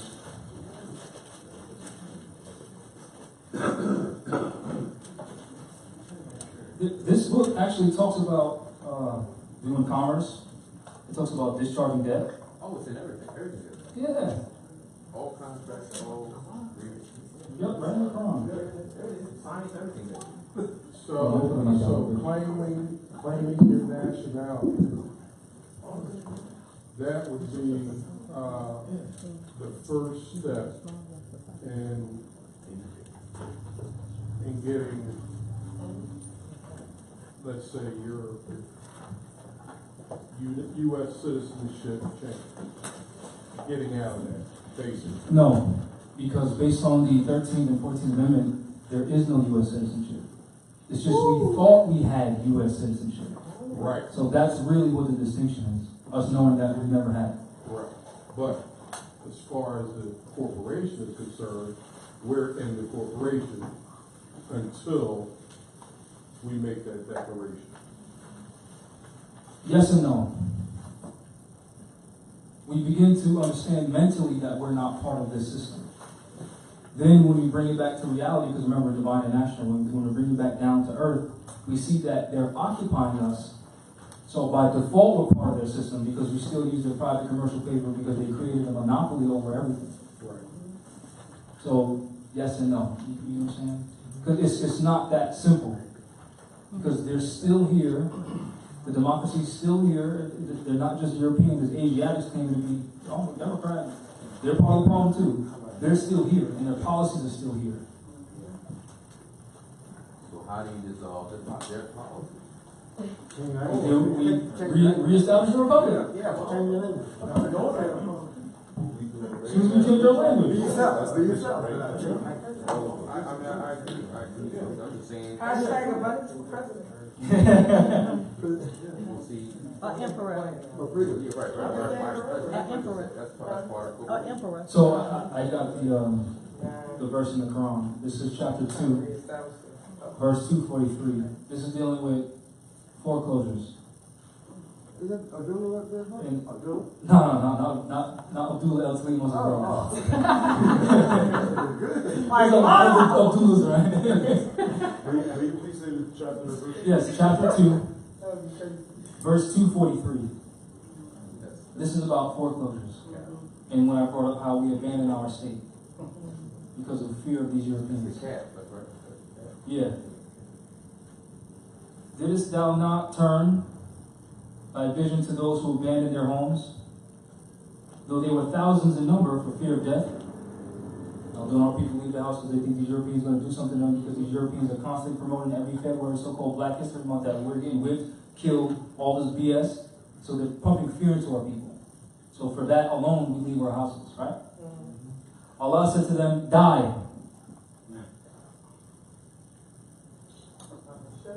Then he restored them to life. For Allah is full of bounty to mankind. But most of them are ungrateful. What does that mean? Now remember, in the same book, it says these are basic fundamental principles. And the other half are allegorical stories. It says right in the book. It's basically telling you, get over fear and you'll be straight. These Europeans don't want smoke. That's why they work so hard to pump fear into us. And I'll share a story with all of you once the cameras turn off about a foreclosure that I dealt with. And they stopped sending things in the mail. There's nothing on a county record. And I'll just show you what I said. And it wasn't threatening, it was peaceful. It was, I will die before I leave this house. Period. That doesn't mean I'm going to die. That's the lengths I'm willing to take for my estate. That's just me personally. That's what that said to me. You get what I'm saying? Then when you read chapter 24 in this book, it talks about it's no fault of your own to enter into abandoned houses that's not used for living if you use it for another purpose, which is dealing with the rights of indigenous people, saying we have the right to our land and resources back. Then when you read Article 1, Section 3 of the Rhode Island State Constitution, it says we cannot be punished for our religious beliefs. So if my religious book is saying I can go in these houses and fix up these houses for my people, you can't punish me for that.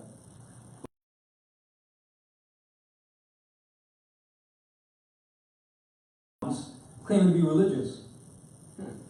Because a group of Moors went to a local imam and said, well, what do you think about this? Quick agent turn on real quick. Oh, well, that's saying, you can enter into public venues, but if you go into someone's house, you got to knock on the door. What? And in the version of the Quran that they gave us, it was adulterated.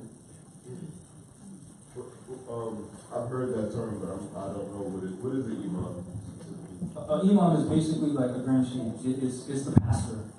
I think imam means means something. It means the word actually means something.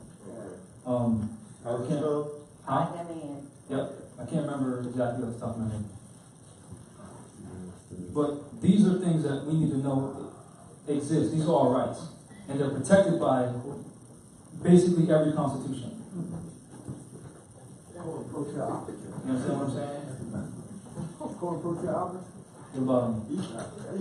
Yeah, and that's also why I say be careful which version you're reading, because they have adulterated versions. Because they keep people under them. And go for yourself and figure out for yourself. That's what I did. Whenever I share these things, I'm not saying things because I heard it. I've been to, there's pictures of me in these places, talking to these people for a reason. So go see it for yourself. Any other questions?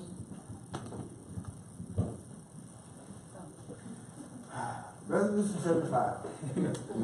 House Joint Resolution 75. How did they do with Nationality Card? I thought that was enough. No? Say that's an affidavit say that we have the right to be. That's one municipality. That's one municipality who said that. Oh, That's just that municipality. They're just saying things. They're not granting anything. Right. That's just on the record that we can use to prove, like, hey, this works. But we don't necessarily need that. Remember we went to Chicago, Cook County, and we went to Rahm Emanuel's secretary. This is all on my YouTube. They messed with the video, but the audio's still here. We were all in and out of Cook County, looking for the proclamation that Rahm Emanuel signed December 22nd, 2014, right? yeah, he gave us rights, right? He didn't give us anything. Yeah, right. It was a proclamation. Right. That's all it was. Yeah. Right? He said he had it right. Language. Yeah. So we went to Cook County looking for this document. The secretary gave us an attitude. She said, "We have it, but we're not printing any more copies." So that's confirmation that the document does exist. They're just not giving it to us. And she refusing So to how do did the you job. enforce, Yeah. how did you enforce something? I didn't force her to do anything. Just free will. And I don't know if you've ever been to Chicago City Hall, but there's armed guards everywhere. That's right. Everywhere. Before you even get it, they're everywhere. Which is, I mean, in my city hall, it ain't like that.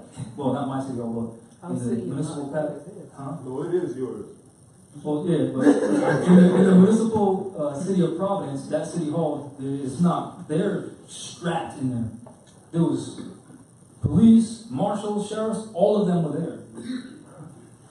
So I didn't force her to do anything. I didn't mean it by that physically. I meant what either type of document or procedure or. They're supposed to just give it to us. Yeah, it's the same thing. Like they won't allow you to like authenticate. I was just saying it's the same in the District of Columbia, where like anytime that I have proclaimed or changed anything, I spent a lot of money, whether it was right or wrong. But I was like, I'm going to do this, and I'm glad that I did because I was able to use it in court and get my children out of the custody of the state of Delaware at the time. But the State Department, like we have United States, which to me is fine. It's United States seals. So it's saying that this is how I want to move. I want to move forward as a war. I want to move forward homeschooling my children, not vaccinating. I'm going to set up my own business, my own trust, all this type of stuff. But when we got to that State Department, it was the same thing. It was like they brought the National Guard out. And at this point, you're not going to be belligerent. At this point, you're not going to force anything. But that's how you know that what you're doing is right and exact. That everything that you're asking for is on point. Because why all of a sudden, and when you come as yourself, which is a foreigner, they are just like, at first it's cool until they hear the way you speak. Like, hey, you just from Delaware? Like, why do you want this stuff? Yep. So they're just like, they shut it down. And it's because we started coming in numbers to say, hey, we want to authenticate. We want to get apostilles and stuff like that. And it was just like only a year before I started doing this that they were allowing, but it just got shut down.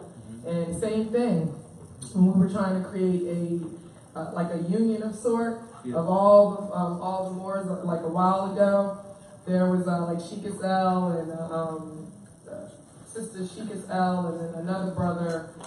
They were trying to do the same thing, when give them an actual official copy, and that's what we wanted. We wanted to get official copies so that we could use certified and all of that, and they wouldn't give it to us either. I didn't personally go like you guys, but I had like my people, they wouldn't. Yeah. So the thing with us is they never denied that the document Exactly. existed. They just said we're not giving copies anymore, which means the document exists. They're just not giving copies. Yes. What I learned to do with how to deal with these criminals is now I get their bond number. That's what I was about. Go ahead. Now, there's certain territories like ours where you ask them, let me see your oath to the Constitution. They're like, huh? What's that? I don't want Yeah, I know, but that oath is associated with that bond. Because that oath is a bond. The oath itself is a bond. What I mean by that is I hit them in the pocket because that's what they do. No, yeah, I'm not refuting that. I'm saying certain territories, they're going to give you some.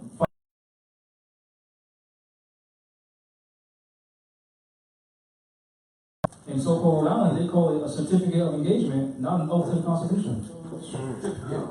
So when we go there asking for an oath to the Constitution, they're like, what is that? So they super de facto. Yeah. Yes. Let me see if I have a copy with me. Another thing I wanted to point out, there's another Moor by the name of Jahmal Bey. Yep. He has a book that will show you how to look up these people's bonds numbers and how to put liens against them. Yes, you're supposed to just be able to go to the state house, city hall, whatever, because it's supposed to be a public record. The problem is they're hiding. Yeah, or they will lock you up. Yeah. So here's where you go. Now this wasn't certified. My cousin and I have a list of several names certified and stamped from the Secretary of State. This is State of Rhode Island Province Plantations, elected officials. Now don't get offended by the word plantation. It just means farm. Nothing bad, nothing negative. It's all it means. Certificate of engagement. Don't say oath. Certificate of engagement. Certified to be filled out and delivered to the Secretary of State within 30 days after the date of commission pursuant to subsection 36(1)(4) of the Rhode Island General Laws. They don't say the Constitution. It says Rhode Island General Laws. Providence County and the City of Providence and the county and state aforesaid on the 6th day of January 2015, I, Gina M. Raimondo, hereby make oath to support the Constitution, which one? And laws of this state, what state? And the Constitution of the United States. Not for the United States, of the United States. And faithfully and impartially to discharge, just like you discharge a mortgage, right? According to the best of my abilities and duties of the office of Governor, signed Gina Raimondo, address 125 Morris Ave. Morris Ave. Province, Rhode Island, 02906. Certificate of engagement, not an oath of office. Did they call yourself fighting back? Huh? They call yourself fighting back? Well, we had to struggle to get this document. And then we had to wait. How long? You want to kind of talk about that process? How we had to go basically in the basement of City Hall, in the basement of the State House? Yeah, we went to the State House. They gave us a run around because they relabeled what the document was. So I sent an email. In our State House, you can request any information. There's a format for it. There's people to contact. There's an information department, except for this department. And there's no formal paper. So you have to go there in person and just demand it on hand. So I sent them emails. I tried to use a format. I gave them a list. I called a couple times. We showed up a couple times. It took us showing up there with the list again and saying that we want it now. And then she did it that day. And she did it that day, and we had to wait.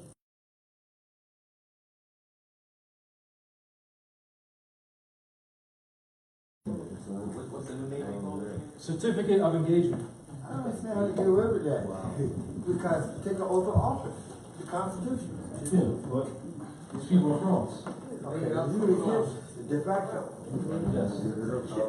I also wanted to point out that, being that our forefathers and foremothers allowed them to start contracting here.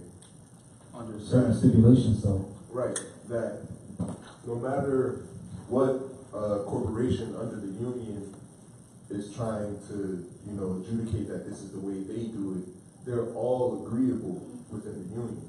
Mm-hmm. So you could, for so to speak, use laws that are in like North Carolina and Virginia. Because it's called the common law. You know what I mean? So always keep that in mind as well.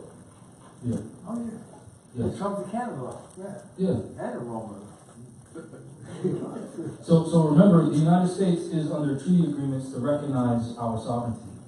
Just got to be in proper And to recognize what we say, what we ask, and what we demand. But what happens when we don't demand those things? they don't have to honor anything. And then when you do start researching and finding, then they start saying, well, I don't know what the oath of office is. And then they said, oh, you mean a certificate of engagement? It's not an oath of office. We literally went to Mayor George Elorza, so-called mayor, who's Asiatic. George Elorza's office, spoke to his secretary, said, where's his oath of office? They were like, what? What's that? We had to explain to them it's an oath that they take to the Constitution. They said, oh, we don't have that here. That's crazy. How would the mayor not have his own so-called oath and his own so-called office? They're frauds. Yes. Would that be recorded at the clerk's office? Yeah. Then that's where you went, right? Yes, but it wasn't there. And I asked us to set that up. Yeah, we said everything. The problem is they're not honoring law. Because what? We don't enforce law. Right. So if no one's enforcing law, then they don't have to do anything. Yes. Well, I realize that it's not that they're not enforcing law. No, we're not enforcing law. Right. They're enforcing statute, it's not law. It's their law. It's not law anyway. Well, it is law. Corporate public policy. It is law, but it's their private law. Right. You know what I'm saying? But it is law. It's just we don't have to abide by it. Right. Just like the laws of CVS don't apply to you unless you're an employee of CVS. Right. So it is law. It's just not applicable to us unless we agree. The problem is we've been agreeing ignorantly. But ignorance of the law is no excuse. Because if you agree, you agree. So since we're good on everything, do you have to pay a toll tax? No, I do. No. Why don't you have to? Because One person at a time. Wait, relax. So I asked, do we have to pay toll taxes? The crowd said no. And someone explained why. It depends on your status. Well, how do you do that? Who wants to go first? You want to? Get rowdy in here. Come on down. So you only have to pay a toll tax if you're dealing with commerce. If you're traveling your own personal vehicle, you aren't working, you don't have to pay. Excuse me. Car. He's smiling in your face. Thank you. You don't have to pay. You don't have to pay a tax if you are not driving a commercial vehicle. Which part of the Constitution can you use to support your argument?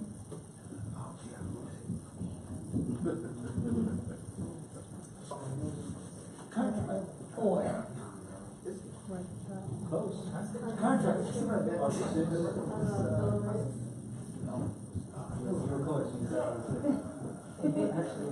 Anyone can answer. She said that we don't have to pay a toll unless we're operating within a commercial capacity. I stated which part of the Constitution can we use to support that claim? You want to answer? I'm sorry, I had my mic before, I had a question. Oh, you did? What was the question?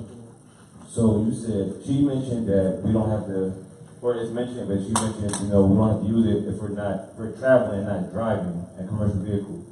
You mentioned earlier that even with the status correction, that vehicle is registered to them at their bin. So how are we ever not in that commercial thing if we're in that vehicle? Like, do I have to build a car from scratch? Great question. No.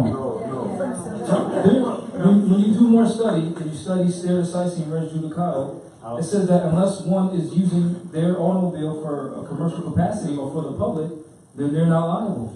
They're only liable to the extent that they use their automobile for commerce. You get what I'm saying? So you can have commercial plates on your car because you can be your own private taxi. You know what I'm saying?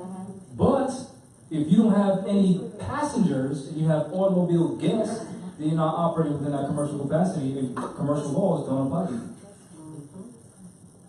But then the commercial, I understand the language that, I understand what you were saying, exactly, and how the terminology changes. But what I'm asking is, if the car was created by a commercial entity, Yeah, If but it's registered to them. Who are you, though? yes, Who are it's you? your status. Because they ain't asking the car to pay them, they're asking you. Right. It's in the. So just because you have the plates on don't mean that they can just do whatever they want. It's in the Delaware State Code. So now again, which part of the Constitution can you use to substantiate your claim that you do not have to pay toll tax when you're traveling? Article 6 of the American Constitution states that all contracts and engagements entered into before the adoption of the Constitution shall be valid against the United States as in the Confederation, meaning the Articles of Confederation apply. When you read Article 4 of said Articles of Confederation, it says the free inhabitants of each state is allowed free ingress and regress into every other state. No toll tax.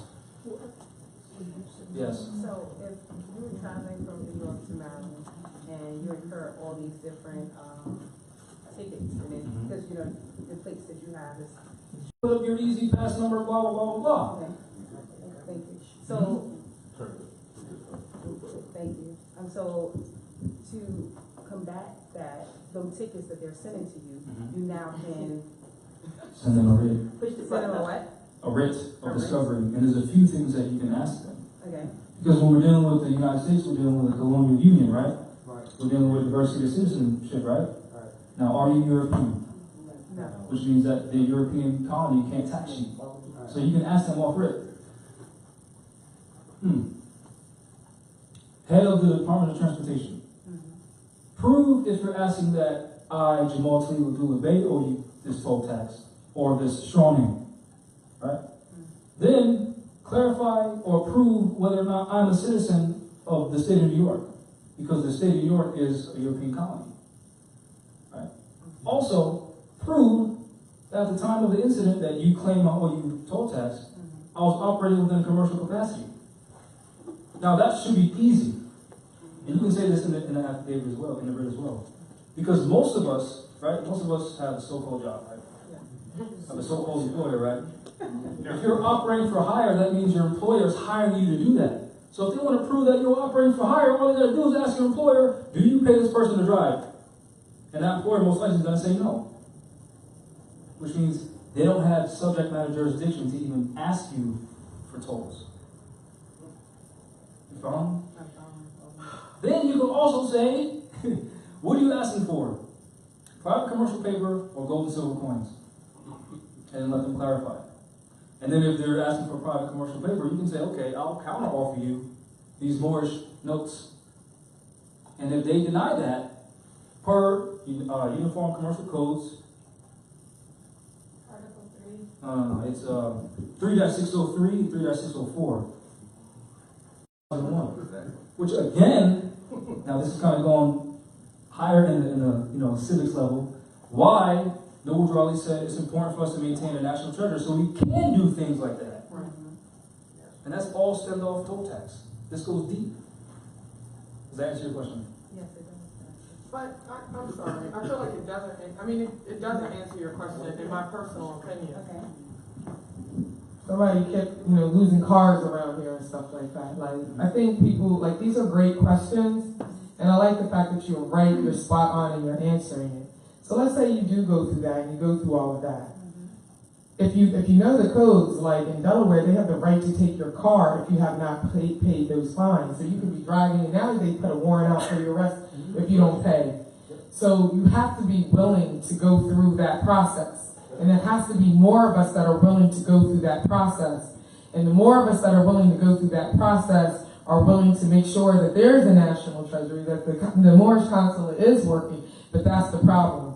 Like, it's really easy to say, you can ask my employer, call Drop Squad Kitchen, and yeah, but the problem is that what they do. Right, and so that you know that you might lose your car in the process, and because you know you might lose your car in the process while you're going back and forth, doing the things that are actually lawful and right and justifiable and ancestors on your back and all that type of stuff, but you might lose your job. You might, not be able to be an employee anymore because you don't have transportation, which now means that you might not be able to put food on the table for your children, which might mean you have to go further into the state and now go get food stamps. Do you understand where I'm going? So I would like for you to address that, because to me, I feel like that's why a lot of us are not able to, like, we love this information and we're ready to ride or die, but at the end of the day, people feel as though they still have to survive. You're absolutely right. You're absolutely right. But when we're dealing with things like, can you hold that? Yeah. Sorry. When we're dealing with things like, you say they'll take your car, it's not your car, it's theirs. And when you say things like, you'll lose your job, well, you already signed as an employee, which is a servant, which is already dealing with the Christian Black Codes of 1724. So instead of working for someone else, more is supposed to be industrial.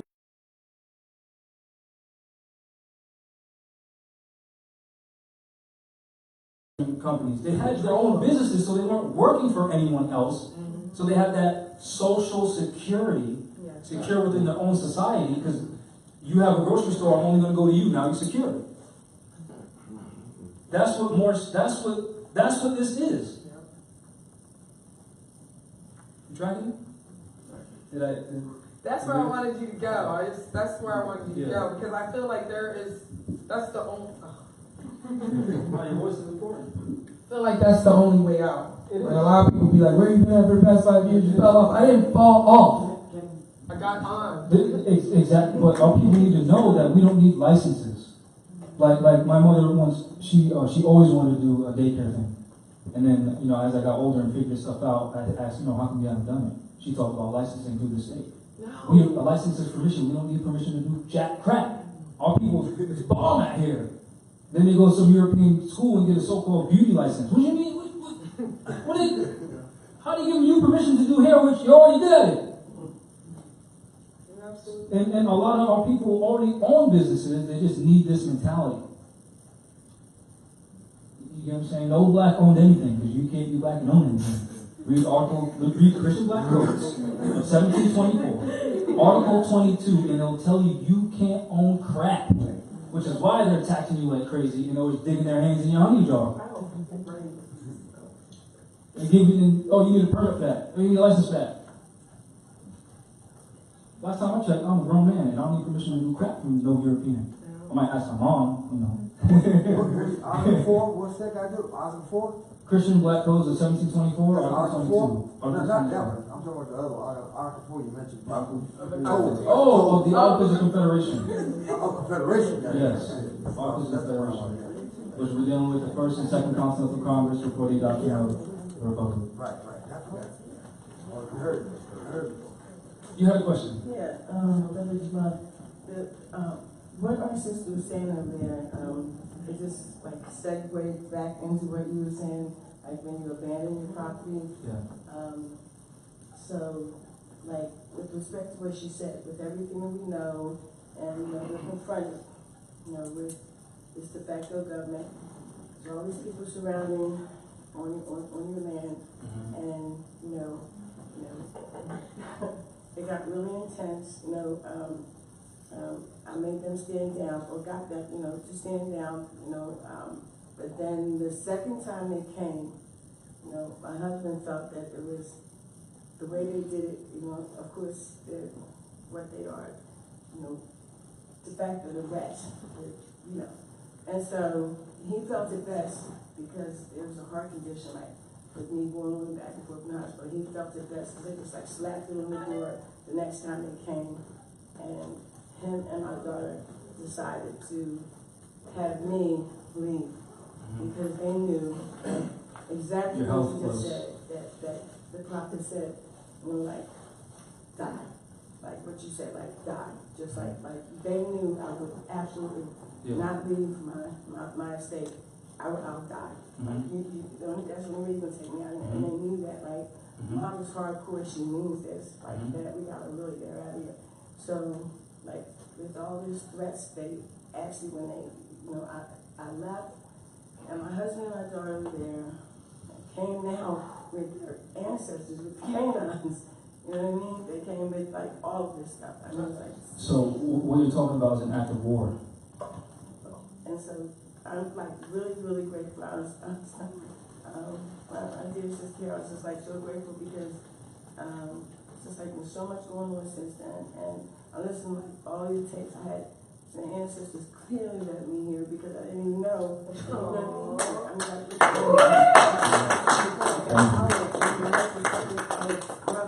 It's your boys gonna be there. I'm like, okay, like, because I heard from college and then.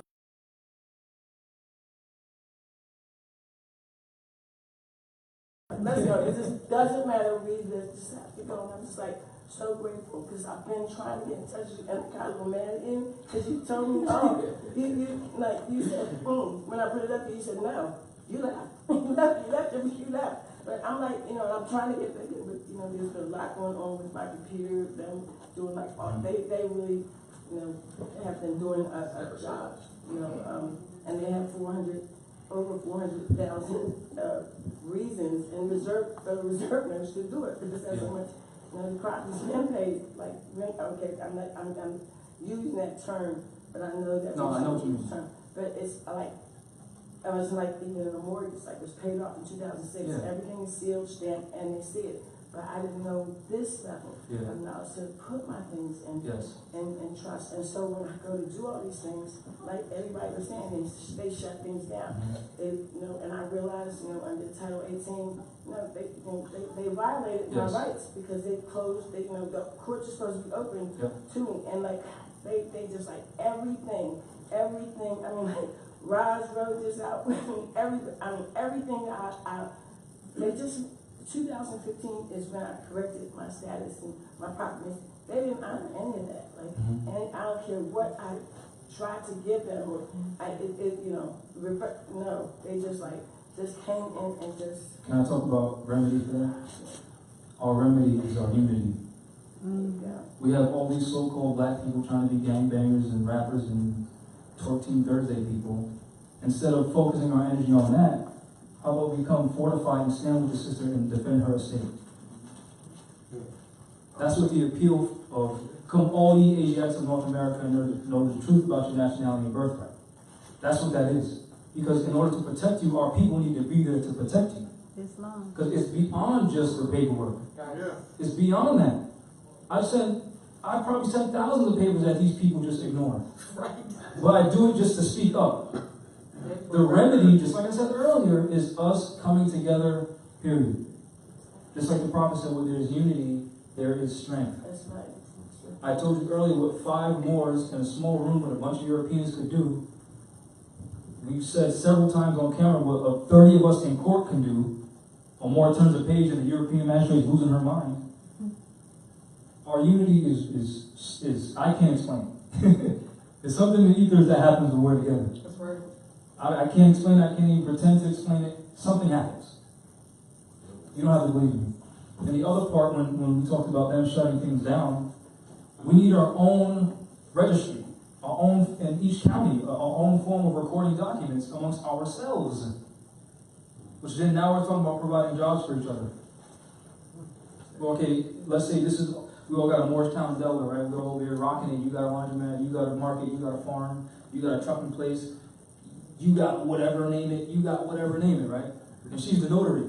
So now whenever we want to go notarize something, we go to you, which is government. And now you got a solidified job because every time we record something, we're paying you.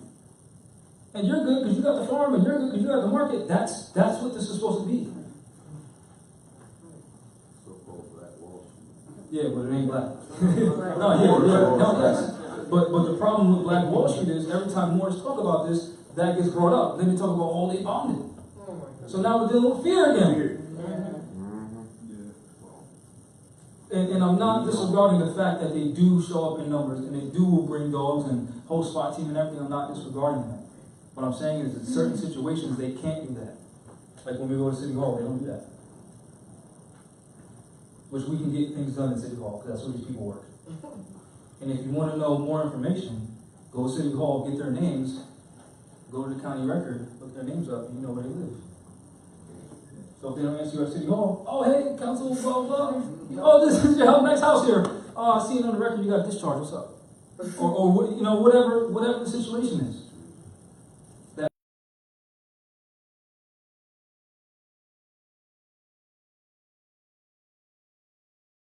Where members of the Morristown Temple of America don't have to pay for permits to build anything.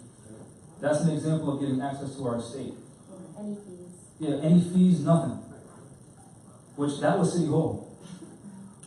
So we can go to City Hall and get things done like that. Resolutions, proclamations. Just like the deed, the mayor had, right? The mayor. Well, the one you did. Oh, that was the governor of Rhode Island. Governor. Oh, governor. Yeah, governor of Rhode Island. Discharging mortgages willy-nilly. Substitute bank. Yeah, so exactly, substitute bank. Any other questions? Thank you for sharing.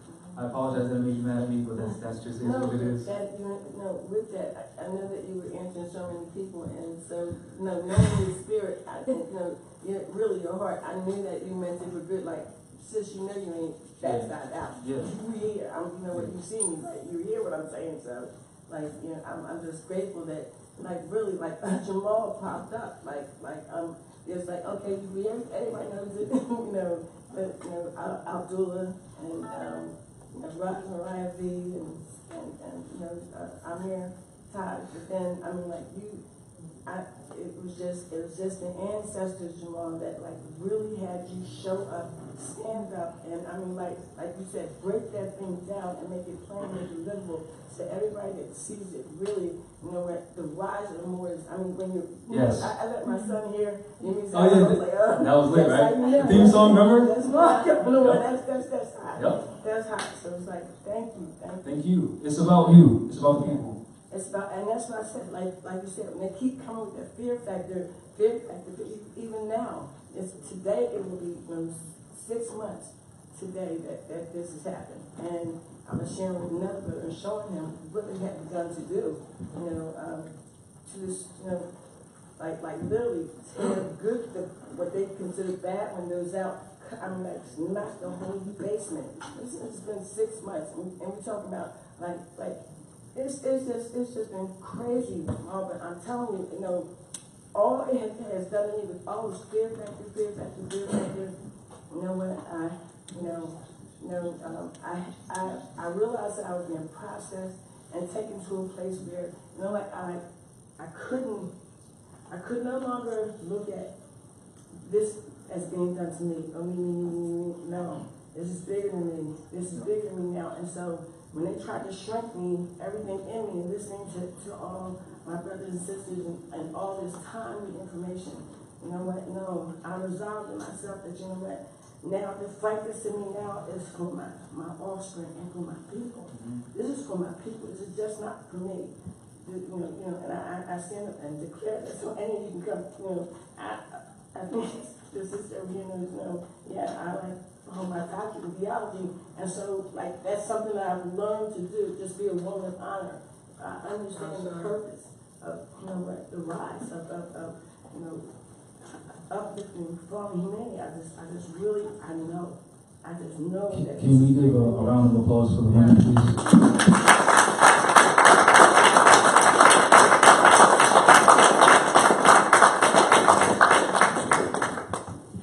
Once the women give it, the children automatically give it. And when we read the chapter in the Quran when it talks about the first schoolroom being the womb, I asked my mother one time, what were you doing when you were pregnant with me? What were you eating? She's like, I was lounging in the house. I used to drink a lot of Sprite. And she loved cookie dough. That's what I like to do. Lounge around. I used to drink Sprite. And I love cookie dough. Vegan cookie dough, though. So, the womb is the first schoolroom. Period. Ask your mother what she was doing. Chances are, you like or have those qualities. Yes. I just want to add, Islam, that, and sometimes what we do even intensifies in our children. Yeah. So you have to be careful. Oh my God. Like my oldest son, 47, I ate pickles, potato chips, doused with hot sauce. He drinks bottles of the kick your egg hot sauce. But I'm saying, what we're doing is so important, when you're nurturing that child, because it will intensify normally in them. Good, better, and different. So I got here late and I'm just learning. So I'm trying to figure out. So have you been to out of the country and once you nationalize, do all this stuff? Is it hard? I'm trying because I like. I haven't been out of the I'm country. just trying to figure out. I haven't been out of the country once I nationalized. When I was in the military, I was in Asia, I was in Okinawa, Japan, Philippines, and Korea, and they love us. But once I was conscious of my nationality, I haven't traveled outside of this country. I just recently had a conversation with Brother Severe Day when he came back from being in Vandalism all that time. He let me know, he called me like the day that he said people have to know, he said we need passports when you travel. He said the nationality card in and of itself doesn't work. And apparently he has his passport, but he has it in his free national name. So sometimes we don't think we can do that. But if you're going to travel internationally, he said specifically, you need a passport. Right. That's so you're what going to we're have both. You know, you're going to be, have your straw and your free national, or you're going to have it, But that's exactly what you were saying with the Moorish American Consulate. That's what we're supposed to be doing. And some people, it's not for everybody, but Prince Uriel Bey traveled. Somebody just asking about him. Yeah. Thank you for showing me, because I've been sharing this stuff. But Prince Uriel Bey, he traveled, without a United States passport. And if you're going to have those instruments, I know I have to be loud, but if you're going to have those instruments, do it as yourself. And make sure you read. That's what I was saying, for you, State of Delaware Code, just read it. Everything the brother says is in the code. It's only 400 pages. I know it sounds like a lot. It's only 400 pages. But they will even allow you to make your own tags and stuff like that. And another thing is, this just to add to what you were saying to answer that sister, if you're going to go out of the country, most likely you're going to travel Delta Airlines or United. Those are commercial venues. We need to be having our own private jets where we don't have to use anybody's, passport and stuff like that. So that means you have to have your own thing. You have to have your own things. Can I add on to that? There's a lot of Moors in my area that refer to themselves as Jamaicans. They know they're Maroons. They even talk about a Maroon town. And they talked about how do we go back, home? I said, well, since you know the Maroons, link up with the consulate so contact the Maroons so we can get a port in Maroon town.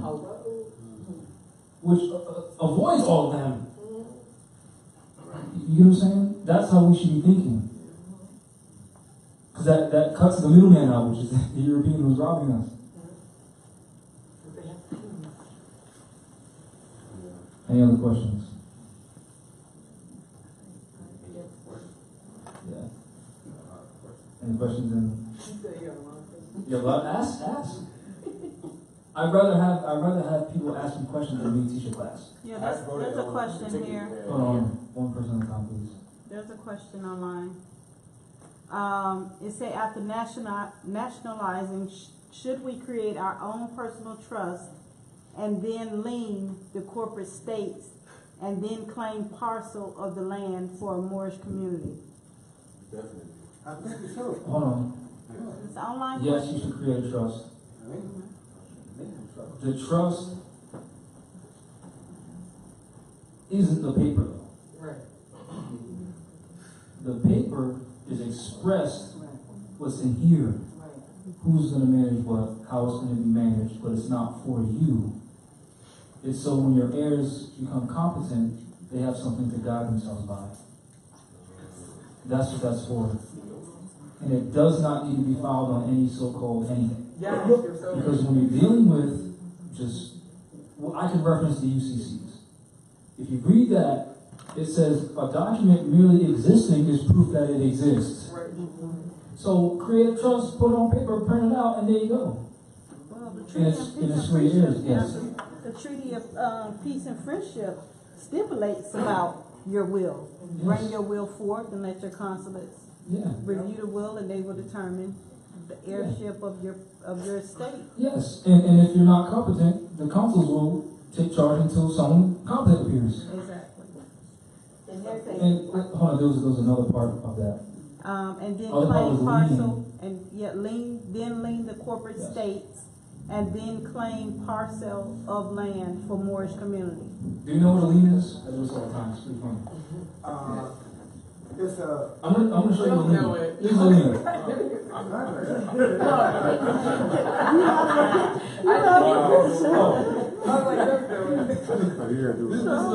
I'm serious. Wait, now lean back. This is a lien. can't sell your house with a lien. You can't get that done. This is a debt lien. This wall has the obligation of holding me up. Obligations of debt. That's a lien. Right? So now, because this is important, because people think a lien, you just do a lien and then the paper is going to do all the work. How many of us have got a water bill from these Europeans and we didn't pay it?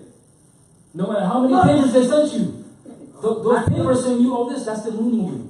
Yeah. We only pay when they show up physically and turn that water off. That's the ultimate lien.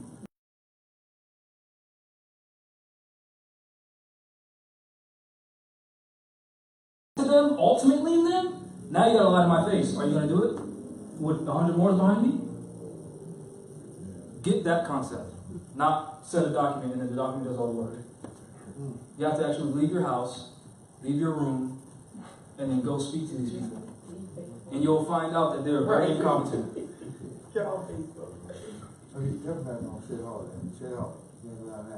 And then, as far as the parcel part, the property said what part and parcel. Yeah. So it's kind of like, that's why your feet don't touch the ground. Like, when you jump, you always land back on it. I think Dr. Naylor had a question. That's okay, I forgot the whole, I forget. We still love you. Any other questions? Yeah. We understand what a lien is, right? Yeah. Okay.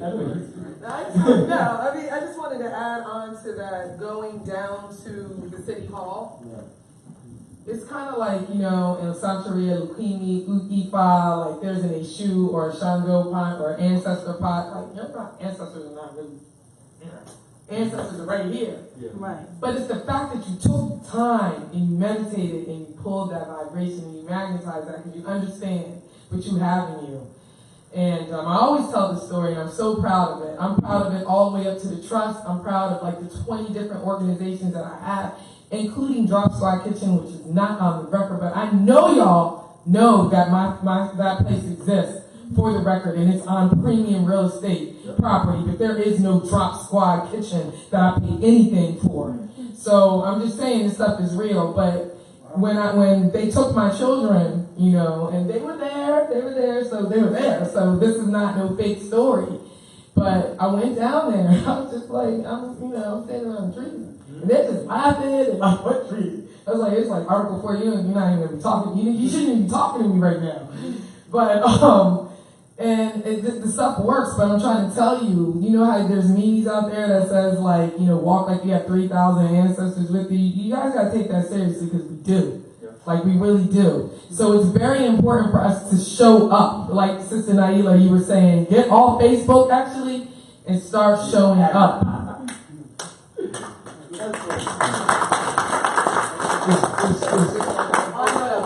I was just going to say that there's a really good template for trust. That's what I was going to say. Really good trust template at MoorishamericanConsulate.org. They have a good trust document. It'll get you started. Like he said, it's got to be you, but at least you've got something to get you started. And it's a nice one. We've got all the headings, venues changing out of the jurisdiction, their jurisdiction into our own. All that's on there. And Moorish American Consulate, CONSULATE.org. I'd just like to add on to 2 points.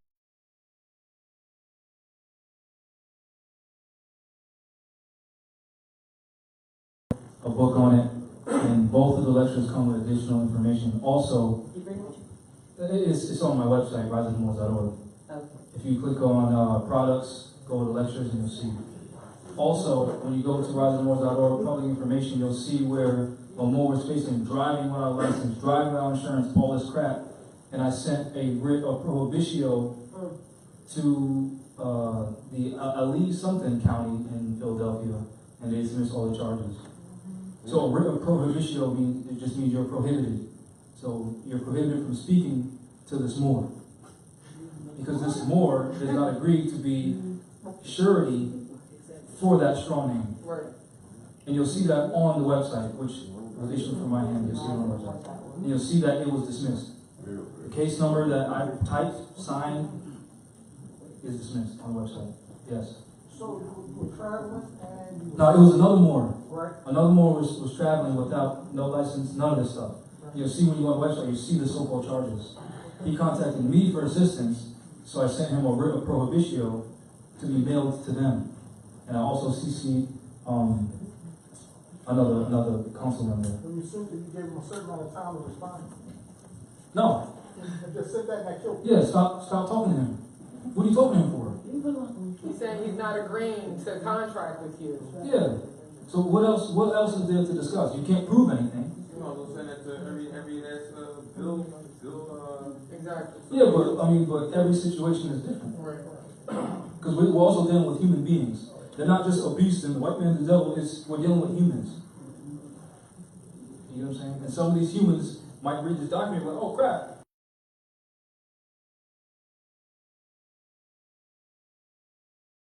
You said you sent that document and that dismissed everything. But because hold on. The Moor also stood on his square and didn't agree to anything that they offered him. So that's also very important. His own mental competence. He might not have known everything I knew, but he knew what I was saying was right, and he knew something, so he's able to stand on both. So that was me kind of assisting him thoroughly, if you kind of get it. So once you sent the document, told no contact anymore, how do you know it was discharged if they can't talk to him? Because it said dismissed. Because you can look, because remember it's in the straw name. Each so-called court has a website. You can search the case number, name, and it says it. Okay. And then you just go down to the courthouse and get the records from the clerk. Great question. Gotcha. It's on riseandmore.org under public information. Any other questions? Yes. Gold sticker. Yeah. How can I do my, which was it either change, do I need to change the status or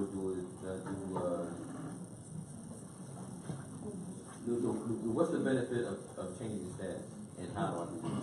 What's the benefit of mental competence? That's what you're asking. You got the stuff. Because, alright, so before I was just going through tolls and paying them. Once I corrected my status and I found out Article 6 of the Constitution states that the Articles of Confederation apply, then I read Article 4, I found out I don't need to pay taxes. My status was corrected. That's the benefit. Now I don't pay toll tax. That's the benefit. You know what I'm saying? Is it just toll tax or tax? What about real estate tax? It's taxes, period. Excise car tax, on your so-called motor vehicle. Like, I put an affidavit on a website where the city of Providence tried to tax me, even though they just a straw name, I know what they were trying to do. But then when you read Article 13, Section 5 of the Constitution for the state of Rhode Island, it states that no city or town may levy or collect taxes except authorized by the General Assembly.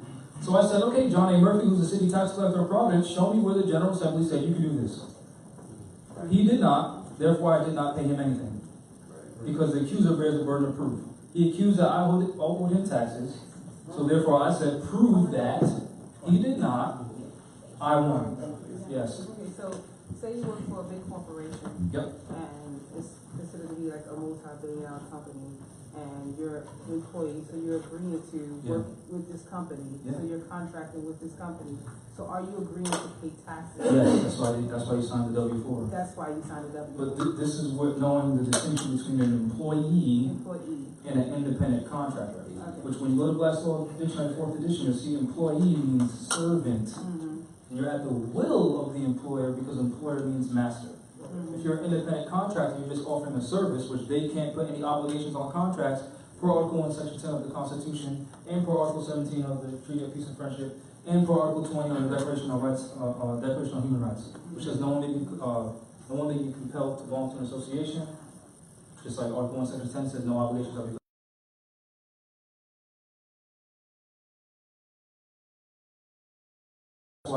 That's why they keep teaching us being an employee. Get an EIN, all this kind of stuff. They keep us in that subservient position. So a job is a master servant contract. Yes. So even if, okay. Which is why they have the right to fire you at will. Right. And if you try to do the name correction with some so-called employers, they can fire you because now you're not a slave. Okay, so get off my plantation. So, just like the employers hire contractors to come in to do certain kind of contracts. Exactly. So like, say for instance, they get temp agencies because they don't have. That's still subservient. It's still subservient. Because they give our people temp agency jobs, fire them. Give them another one, fire them. Give them another one, fire them. Give them another one, fire them. So if you're an independent contractor, meaning you're a secure party, you're offering your own services, no one can fire you. Okay. So once if we you're start, a contractor, you're doing lighting, and they hire you to do some recent lighting in it. And at the end of the year, the government goes, hey, you owe us taxes for. that's if you're doing business in their name. But you're doing business in your In your free national name, then they can't track what you're making. Okay. Unless you attach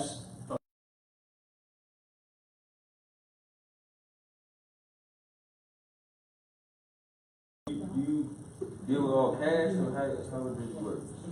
sometimes you gotta work the system.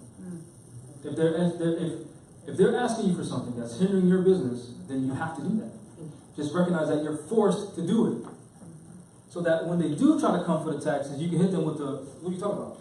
That's exactly. Hit them with the okey doke. You get what I'm saying? So you have to recognize that when we're talking about all these rights and privileges that we have, some of them can't be executed to the full capacity yet because we're still under occupation. Right. You always have to remember that. Thank you for saying that. Man, people be getting hurt. Because this is what it is. People keep getting stuck in the higher self. They keep getting stuck with the mystic and we can do this and we can, forgetting that this exists. You have to feed this. This has to survive. Yeah. So you can't dismiss reality. If you do, then I don't know what to say.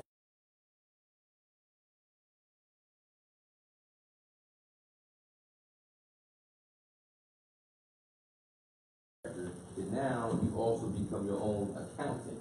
So that way you won't have to pay taxes. You're not obligated to pay taxes, period. So now it's in your own trust. Because you're taking care of it. You're the trustee. It's in your trust. Remember, trust is people. A piece of paper is not a trust, it's a piece of paper. A trust is an agreement. Like, can you wash my drink for me? That's a trust. You know what I'm saying? Where you're the trustee. I'm the grantor, you're the trustee. I'm the grantor and beneficiary in that situation, you're the trustee. Because you're obligated with making sure no one does my drink. And I benefit from that. And I ask you to do that, so I'm granting you the power over my drink. You know what I'm saying? Okay. So I'm trying to make it so that this is basic, so anyone can get it, because it's simple, yes. Right.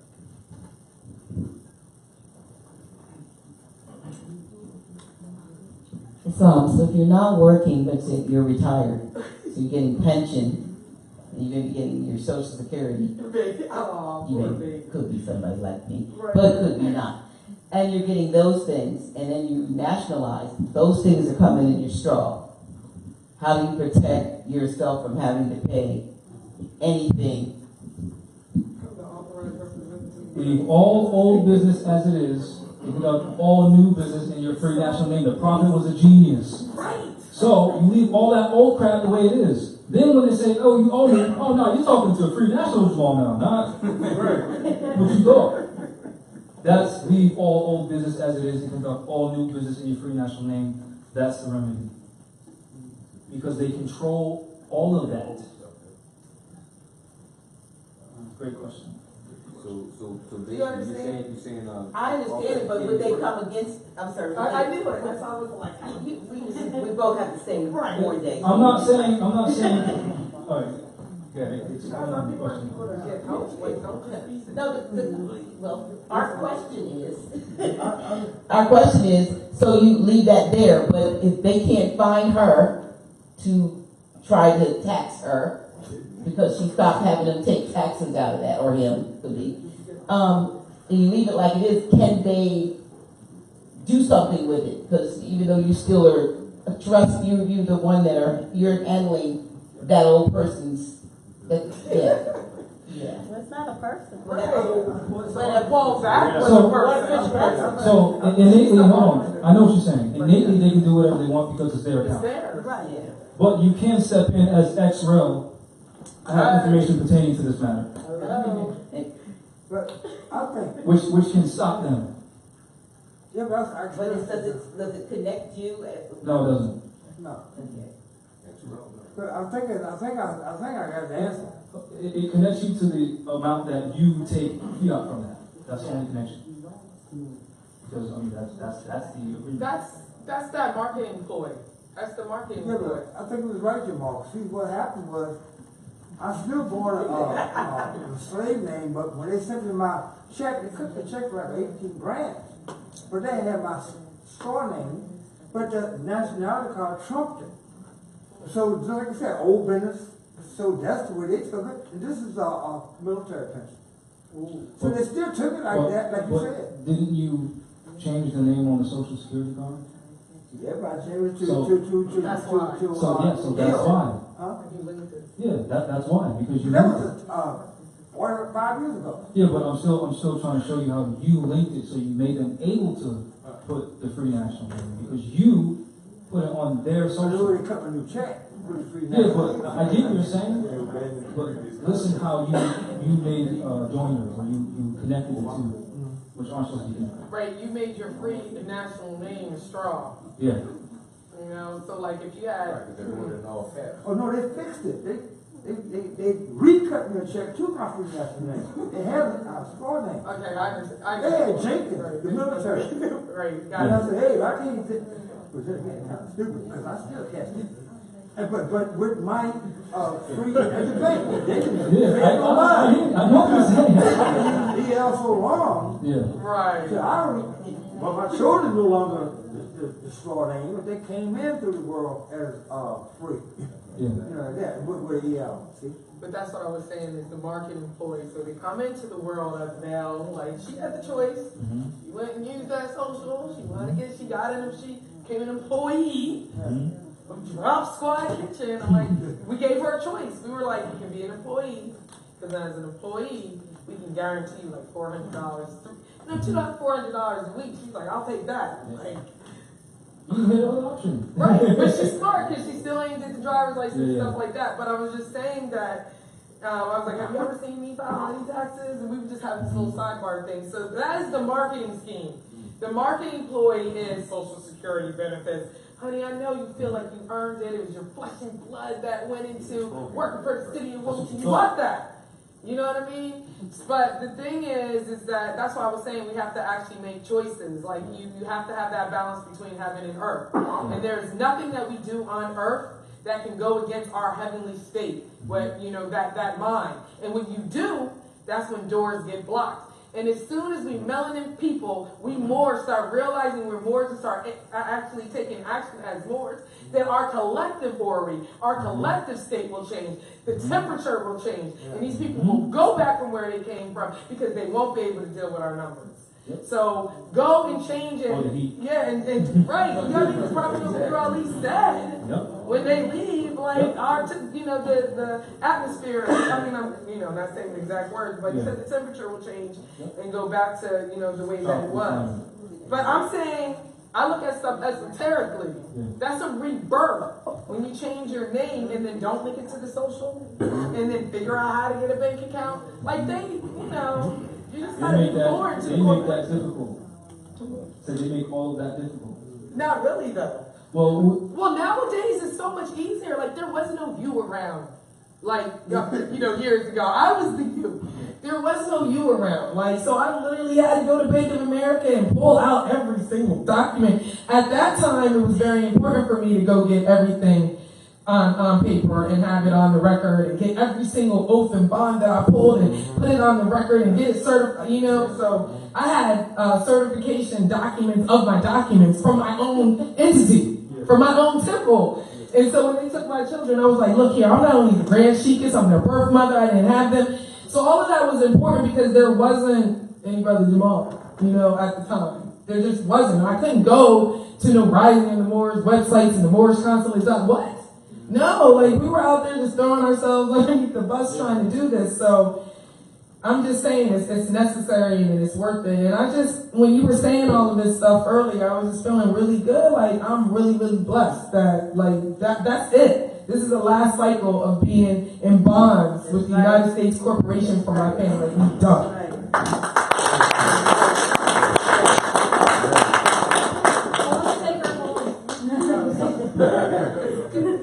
That was beautiful. But want to share again what happened when we went to the bank and we tried to ask them to open up these a foreign bank account. They were like, yeah, we would never violate federal law, even though they were violating it. Yeah. Wait, which bank? Citizens. Oh, Citizens want to.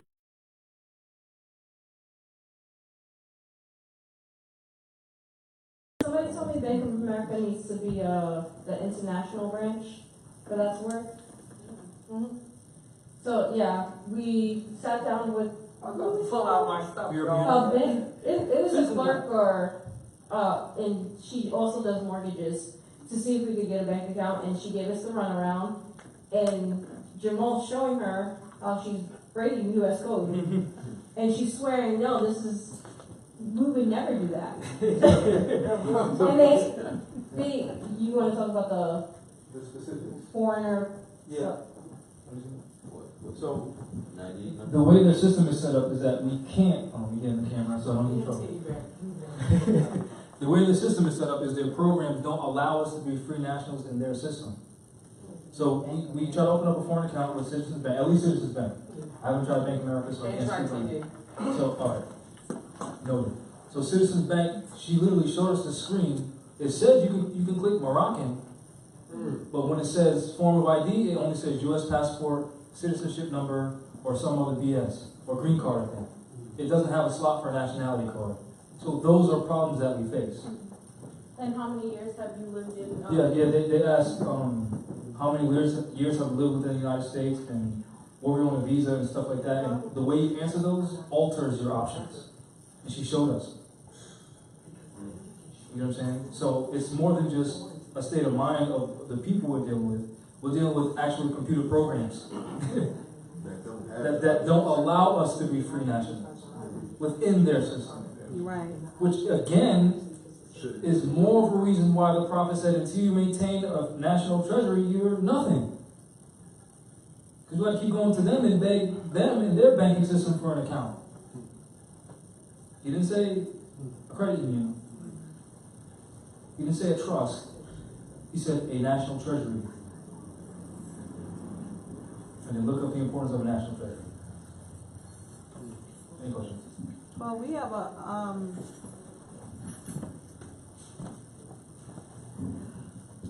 lovely Miss Stafford stated to go to Bank of America, they will honor your nationality card. No social at all.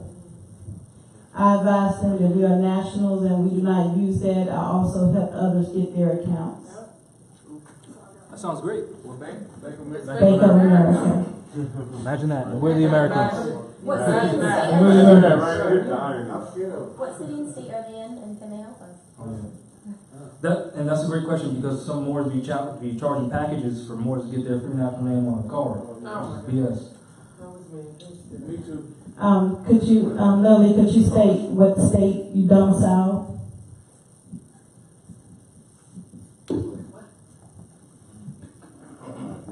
Any other questions? Yes. I opened up a Bank of America account in Philadelphia. I just used a world passport and my Moorish ID. Right. Yeah, I mean, online and a lot of social. What's the world passport? Oh God, World Service Authority. Yeah. What about that? I mean, I have one too. Delaware confiscated mine. But World Service Authority, because I'm not going against these cops no more. Like, once somebody takes your children, like, you just recognize and you just let spirit handle that. But World Service Authority actually has a body built in. So if something like that happens, you can contact them for their legal team. But I ain't nobody got time for all that. I just went and got another one. So World Service Authority says like you're basically like a world citizen, and you can all you have to do is go down there with real credentials. And real credentials would be like your Moorish Sign Symbol of America card. Your real credentials could be the ID that you got from the brother in Philly on 23rd and Spring Garden. Your real credentials, you know what I'm saying, could be the ones that I created on my own, laptop that says, such and such. And that's what I was telling the sister over there, like, I have done all my own paperwork, period. Like, I'm not relying on anybody else. And so you take that and they will actually give you a real passport. Now, that passport actually works, but sometimes it doesn't because you're dealing with commercial venues. So, like I said, if you want to fly Delta and stuff like that, recognize that, what are they called, TSA?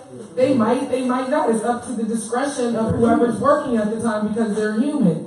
So that's what World Service Authority is, and you're absolutely right. Bank of America does that, and TD Bank, and you just have to really, really understand. Like when they ask for identification, like I was telling the sister, identification could be, and this is where I kind of feel like put your stuff on the record, because if you're dealing with humans and they get scared if they see a state of Delaware seal and a Newcastle County seal and a United States seal and the state, like what? They're like, okay, man, we got you. And if that paperwork has my physical picture, and then it has everything like brown eyes, brown hair, tawny, copper colored, and all this extra, like, okay, we got you. Some people, just that spirit of that spelling that's on that paper is going to win. And also because you're present and because we actually do have that DNA, which means we have our ancestors with us, you're showing up and 3,000 of you are showing up. They don't know that. You know that.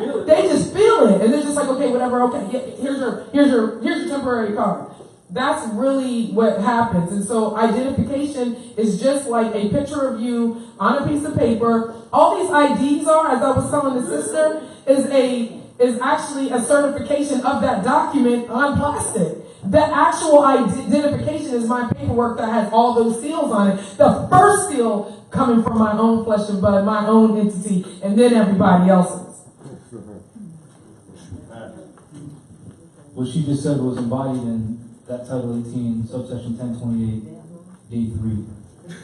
And remember, it is. Just drop it, spell. It is. Right. And remember, the highest seal is your thumbprint. Is your divine being. When I went to the World Service Authority in Washington, D.C., I showed my Moorish ID. He said, if you don't have ID, a thumbprint won't work. Yeah. They also have ink pads at banks. And as far as the world passport, Yasin Bey, which some of you may know is most deaf, he had one and he used it. Yep. That's what I'm trying to say, y'all.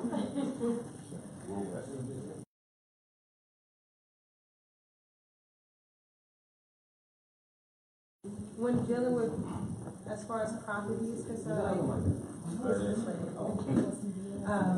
when dealing with like property, obtaining property, you say like they say you can get your card at, you said Bank of America. So when you talk about like getting our own national treasure, then our bank system, in the meantime, how do you go about when you have once you convert over? How do you go about obtaining land and property? So now here's a basic example. Google, you don't have to do it right now. Remember this. Google Aboriginal title. Then scroll down, it's going to say allodial title. If you click on allodial, don't even click on it, just hover your mouse over it. It'll say, basically claiming land with the ability to defend that land. So again, the solution is having our people there. Having people standing by you willing to say, this is ours. What are you talking about? You get what I'm saying? We can do this as individuals, but I shared what happened to me earlier. I don't know if you're here. What happened when I did it individually. And the solution is, I'm telling you from experience, you can go on my YouTube, I don't hide anything. The solution is us doing things together. So what if you have family members who had land in the South and where the government has come in and said, hey, we've taken eminent domain of this? Yes, first of all, not the government. Second, all of you need to do an adverse possession. An adverse possession is letting the feudal lords know, not the government. The feudal lords know, because we're the government. Let the feudal lords know we're going back on our estate. That's adverse possession. And be clear that you know that that is not squatting, because squatting is unlawful. That's adverse possession. You're putting the feudal lords on notice. Then you're going. That's adverse possession. You're put on a county record, all that. But remember, we're under occupation. That's why the prophet said, caveat emptor. What if we have like no access to the property anymore? What do you mean? Like, I have one family member where they basically did like an eminent domain of their property, and they started building things up on the property, and like it's considered private property. Yes. So now what you're talking about is reversion, but again, our claim is only as strong as the people that we have around us. So 100 people claiming one estate, that's more powerful than one person doing it. So what I'm trying to say is recognize that it is what it is. And so it basically just rallying your community around. Yeah, because it's about our people and our family, yes. You said adverse conveyance. Adverse possession. Oh, okay. He's like out the new stuff here. No, because I'm very keen on words and on the fact that to identify, because the fact that when you say adverse conveyance, I mean adverse possession, we were victims of an adverse conveyance. Oh, wow. You follow me? Yeah. So being a victim of adverse conveyance, someone who fraudulently put on record that they would give orders to the parents for $1 and on official records. So did you put in your adverse claim? Because that's their claim. So did you put in an adverse claim to challenge their claim? This is what it was. We didn't know about it until. So it was abandoned. No. We didn't know. It was done without you knowing. And authority and or consent. Yep.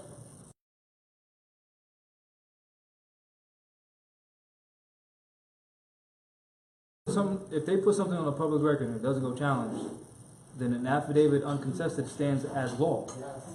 So if you don't. Okay. So if I start saying, if I start calling you a punk out on the street, Right. if you don't ever rebut that, then that's what the people are going to agree to. Right. That's basically what an adverse claim is. You coming out and saying, well, no, I'm not a punk.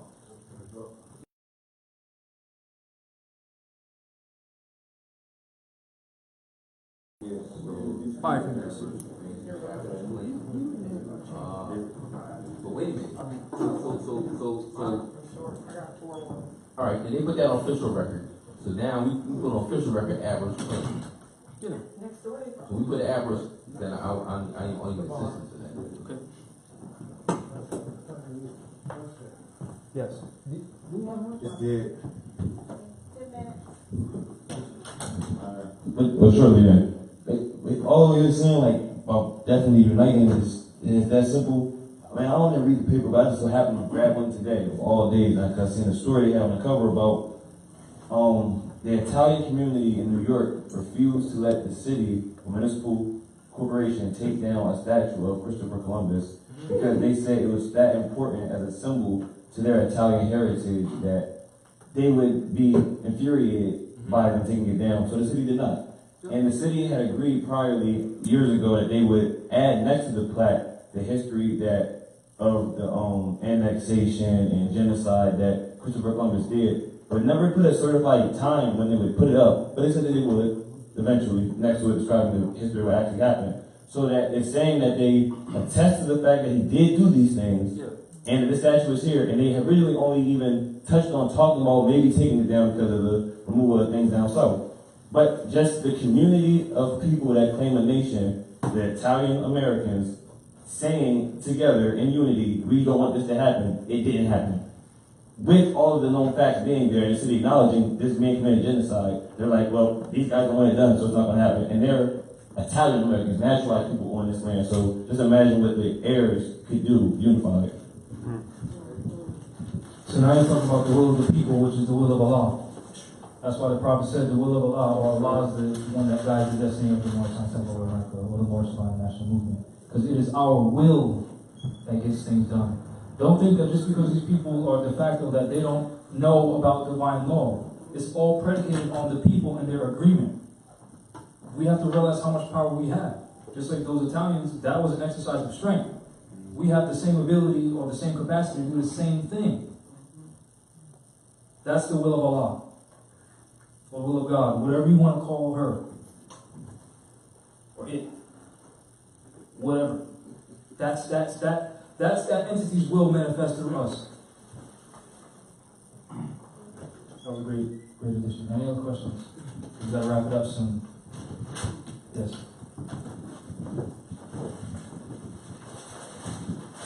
All right. I drove here from DC. I just want to know is it possible tonight? I brought my nationality documents with me. As long as it's possible, I can take care of that. Yes. Tonight. Yep. I can sign it. Welcome home, brother, welcome home. Thank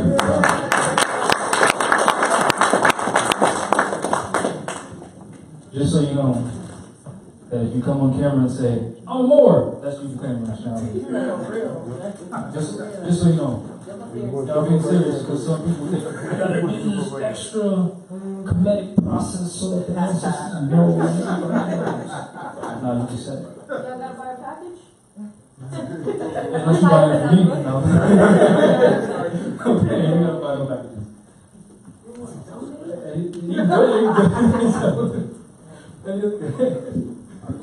Just so you know, I love y'all. You don't gotta come here. Oh, you got a mic?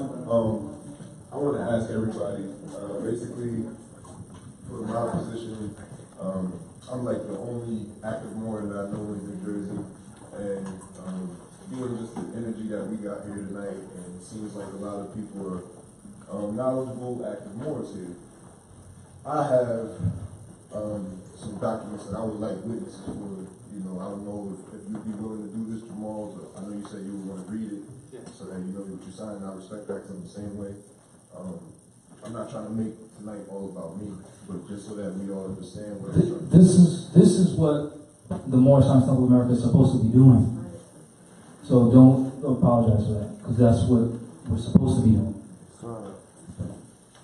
So, yeah, whenever you're ready to read that, it's your power. Alright, well, for those of you who showed up late bloomers, I already know how you went through high school, right?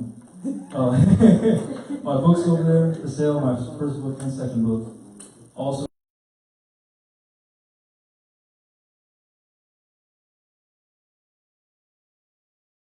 so can we get another round of applause for the House of Reawakening Mind?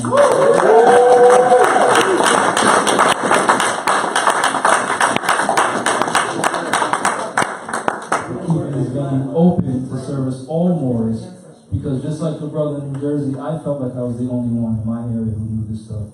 And my mom said to tell you I was locked in my own basement, spent most of my money on books, and just kept watching videos after video. My mom said one day, Jamal, you need to stop watching the videos.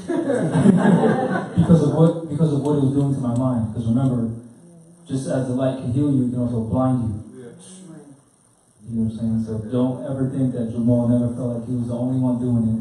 Because I get a lot of emails from the people saying, I'm the only one. No, you ain't the only one, because I'm right here. You know what I'm saying? So, again, I love the House of Ram. If it wasn't for the information provided by the House of Ram, and the Moors dedicated to this, no matter how many people are in the seats, I've seen videos with Taj and 2 other people in the room. Didn't matter. I love you for it. I commend you for it. And with that, I say peace.